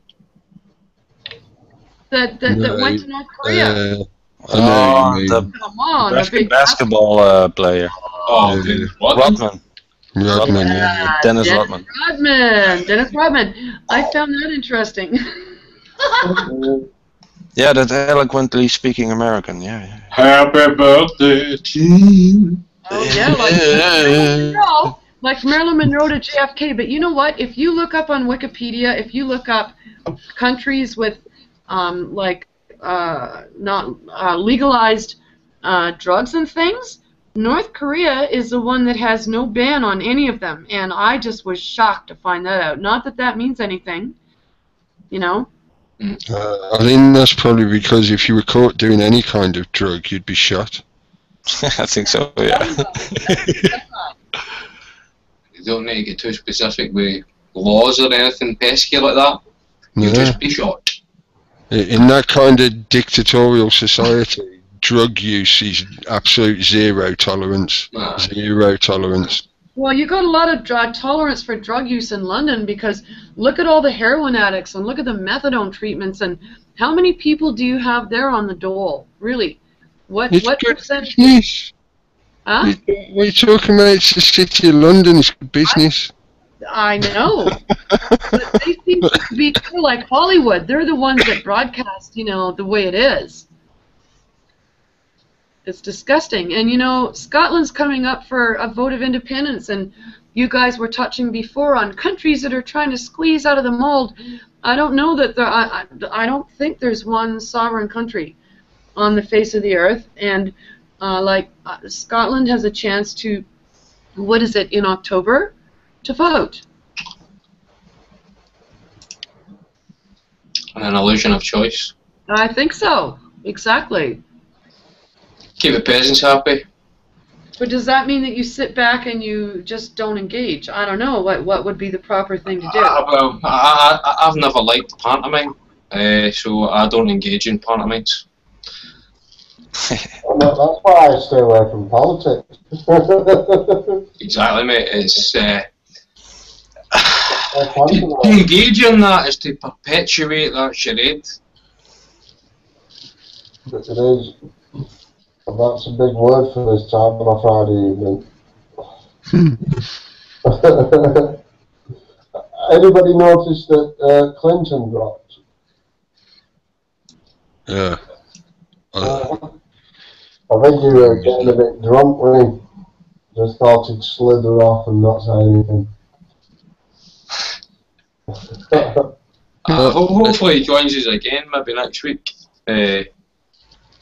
Yeah, at least he didn't like get really drunk and then strip down nude and shake his bits in the camera. Yeah, so that's great. He's been Wouldn't be the first time. Oh. It's he does shift work. He does like 12 hours. So he does 4 on, 4 off. Bloody hell, that must be annoying. Yeah, so he's back on tomorrow. So I started at home. The start of the shifts. 40 like 40.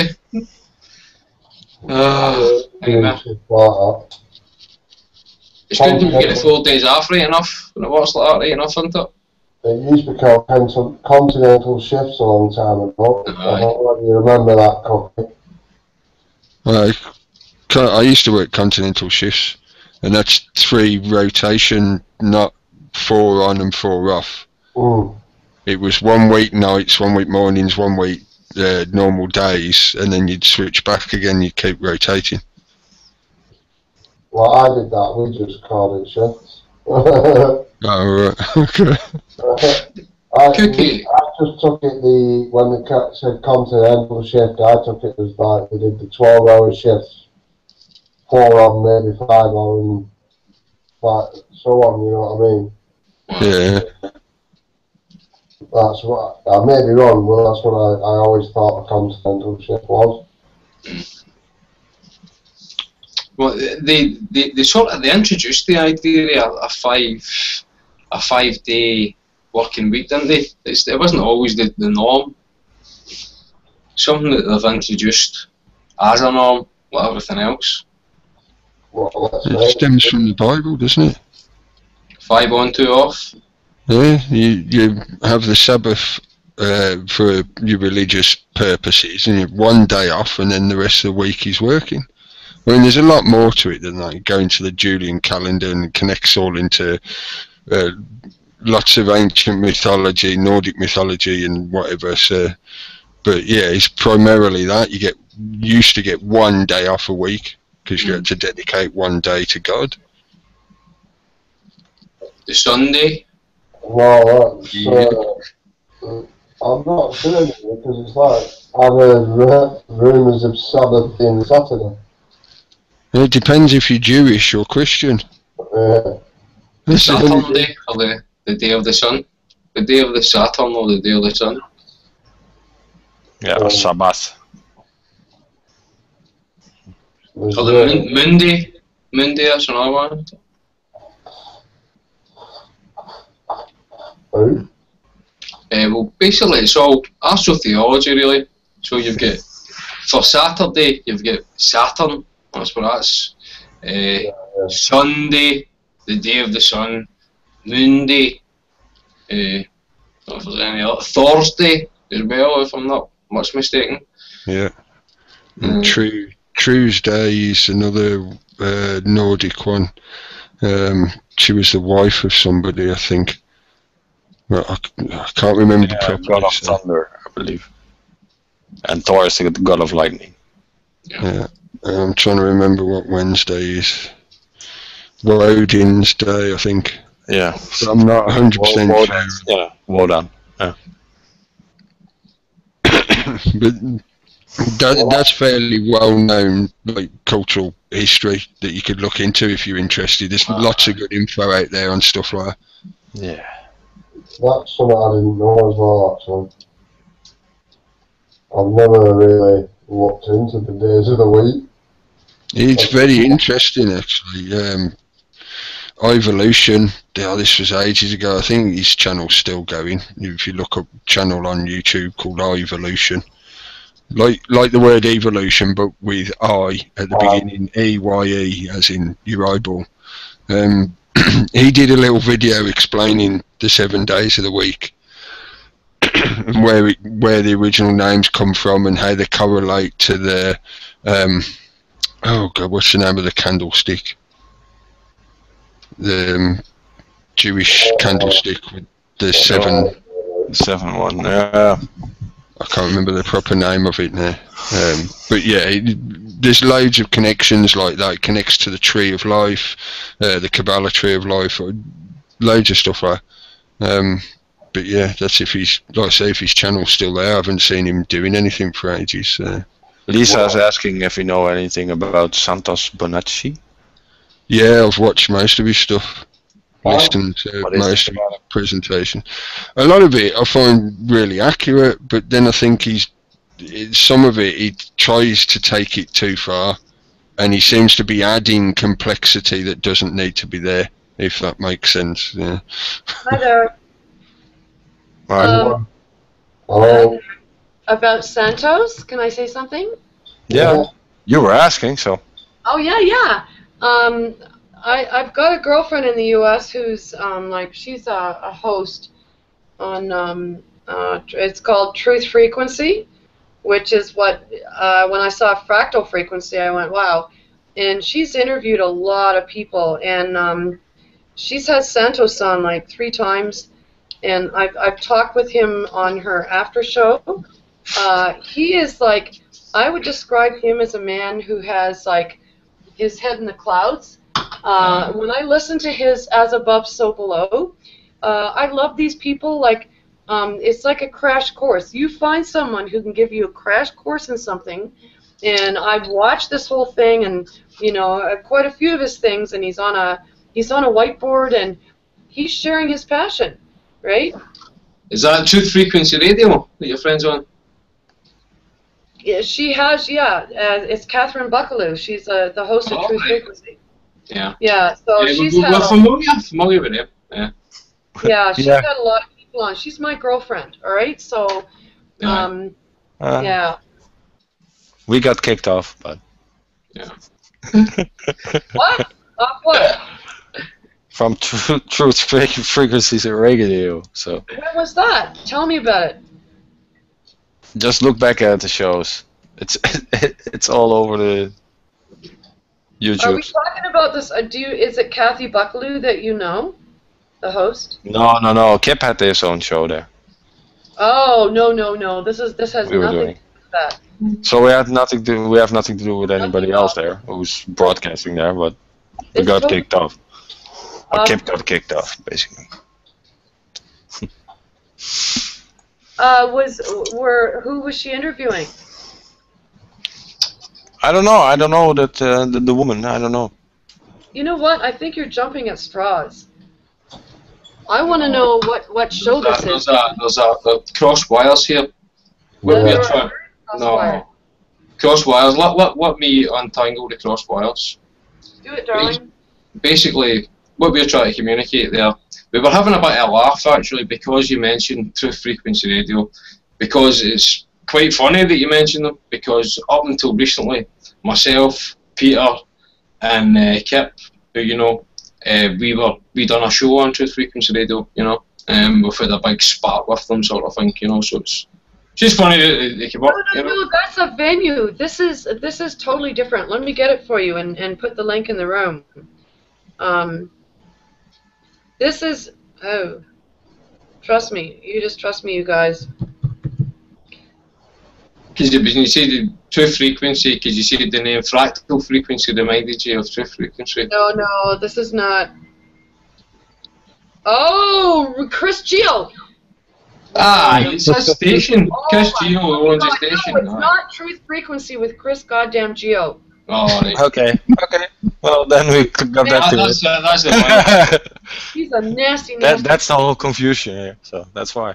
Oh my God, no! Don't even get me into that one. That one's pretty bad.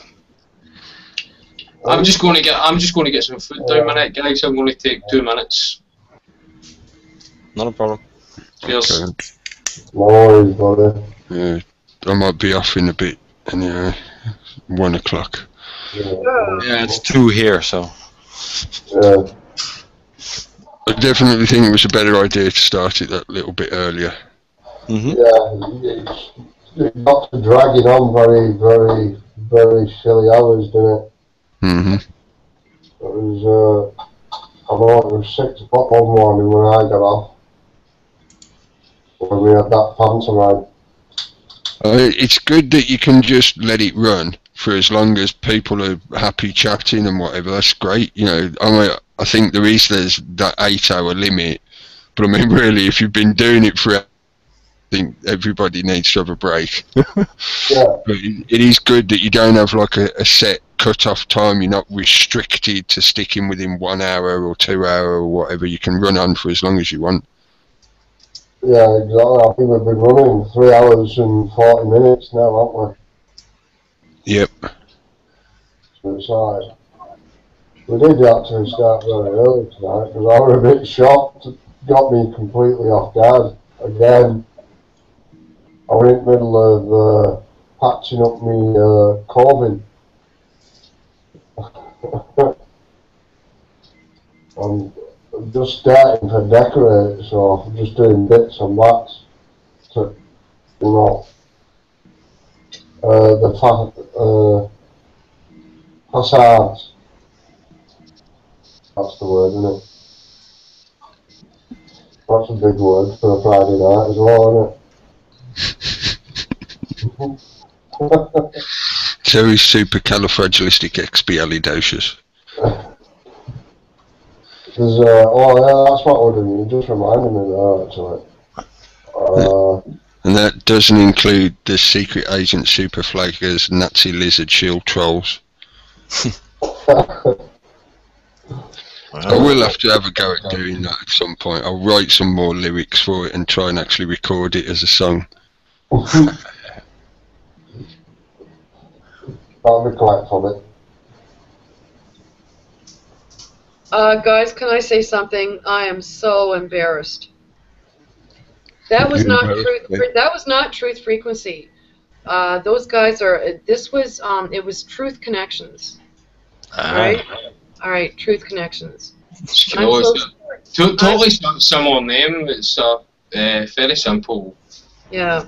You know. If you look up Truth Connections and look at all her guests, and I mean, she knows people who have been like trained as super soldiers and stuff like that. I just want to say I love you guys before I go.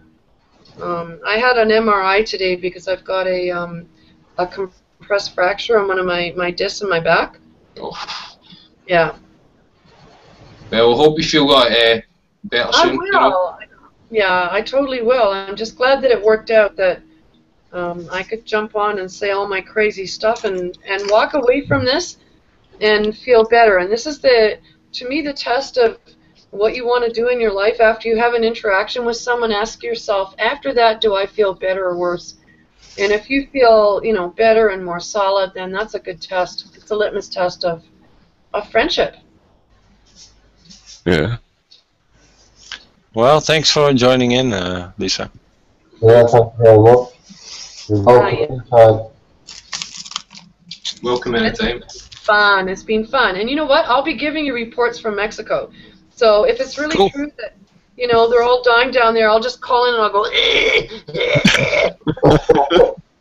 You send us the zombie warning. I will. Cool. Live zombie reports from Mexico. Cool. Got it, baby. You take care of yourself. Speak to you soon. Yeah, you guys all take care. Thank you so much. Good night, Liza. Good night, Liza. Night. Don't let the bed bugs bite. No, I'll eat them first. Ew. Deep fried in butter. That's Scottish way, man. Deep fry it, everything in butter. That's why the life expectancy is like 46 or something. 46. That's not got to do with Buckfast, does it?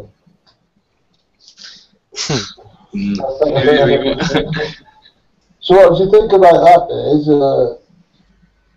Cameron saying if you go independent you lose your Buckfast? He didn't actually comment on that, did he? Say again? Did they comment on Buckfast? Yeah, I think I'll see if I can find it. There's a big, yeah. Well, the first thing, I'm shocked if he's commented on that, but it would show you the attention level about the peasantry are interested in then, if that would be a sort of deciding factor on what most people would be interested in. Well, didn't you see the pictures of them holding up a copy of The Sun? They are appealing to that kind of level. Yeah. Beer and jiggling titties. Yeah, so that's what The Sun's best known for, is page 3, really, unfortunately. Well, maybe fortunately, at least it's something attractive compared to the rest of the newspaper, which is just a steaming pile of tripe. I don't know why it still surprises me. I don't know why I would expect anything different, man.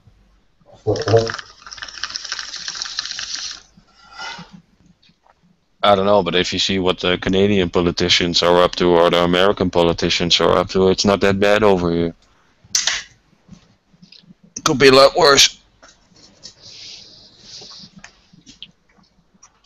Well, that is fine. See, good cop, bad cop scenario, but isn't it? You know what I mean? Like, difference between freedom and choice. Like, here's 2 things that you can have, but one do you want? Yeah. Well, you got civilized brutality and you got uncivilized brutality, but both is brutality, so it doesn't really matter.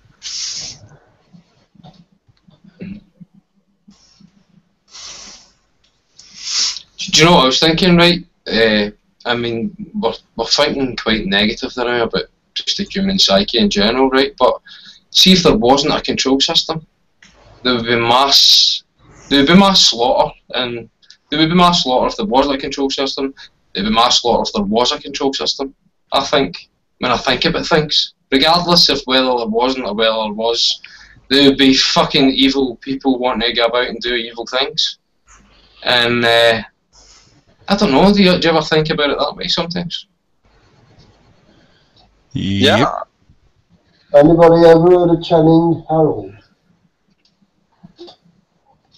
No. Some news. Whoa. Strike!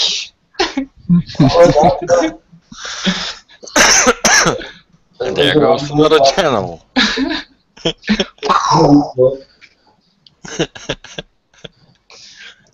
That's how good the algorithms are getting, man.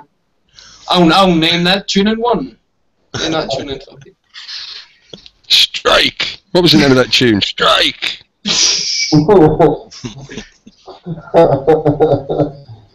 I was a wee bit premature with the burgers, man. Hopefully they're ready this time. I'll give you a link, see what you think about it, Cookie. What? And pizza. Just don't play it. I'll mute myself first. Like I say, I'm on a new browser and I've not sussed it out proper, this Firefox yet.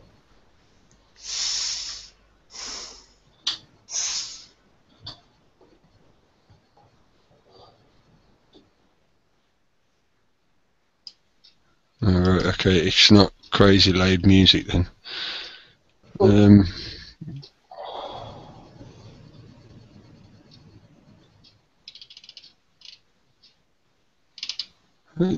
What's the Evening Herald? I think that's it. Yeah, the Evening Herald, sorry. What did I say? Channing. Sorry, weeds kicked in.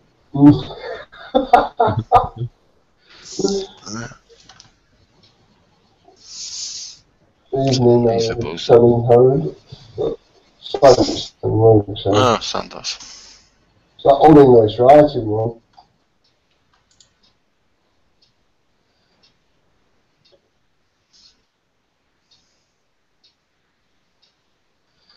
Wasn't it an English monarch or something, family that invented it or something? Probably Wikipedia knows it. I know this isn't factual, right, but it functions some sort of a direction. All I know is it's made in Scotland from girders. That's Iron Brew. Same thing, isn't it? I thought Iron Brew was just like the Buckfast with the Scottishness removed, and then they tin it and send it to us in England land. It's good for hangovers, mate, and all that. It really does cure the hangover for some reason. It's almost irresistible. See if you've got a hangover and you need, see like that film with Neil and I when he's saying, "I need something's flesh." See when you need a big fucking meal. Iron Brew at that moment, can't beat it.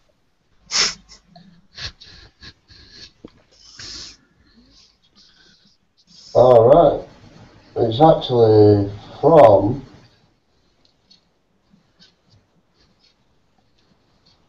where's it gone? France. The Benedictine monks at Buckfast Abbey first made the tonic wine in the 1890s. It was originally sold in small quantities as medicine, using the slogan, 3 small glasses a day for good health and lively blood. Did they have as much caffeine back in the day in the tonic?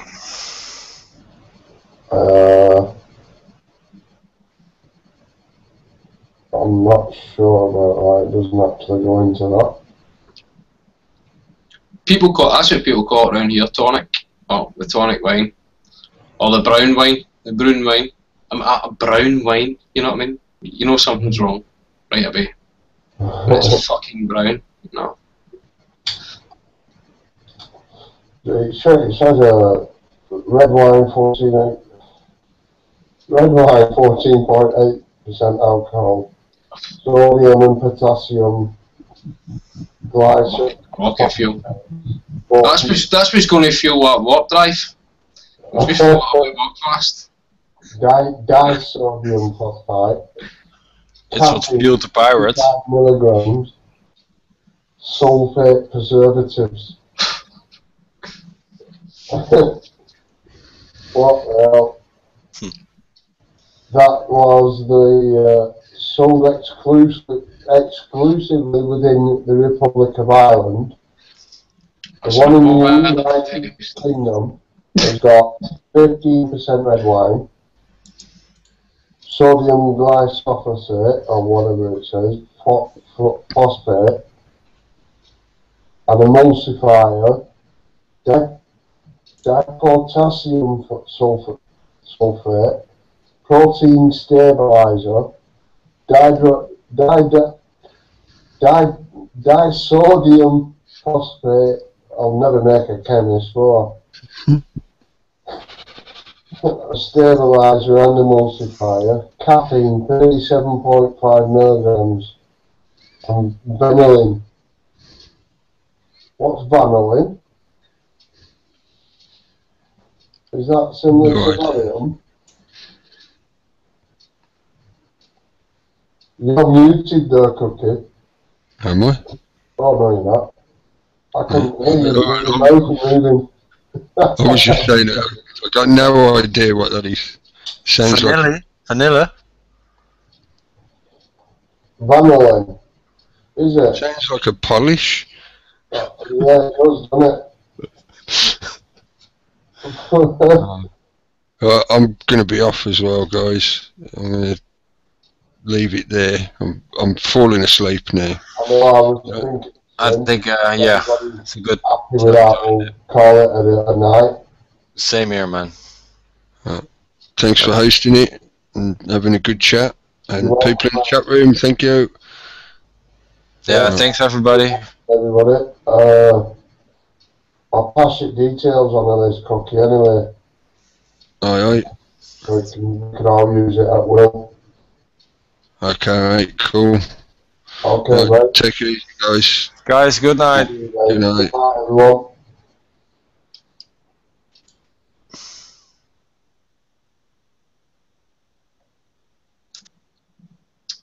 Yo. Peterby? Yeah, everybody's just saying we'll call it a night. Alright, no worries, man. Thanks for watching, everyone. Good night.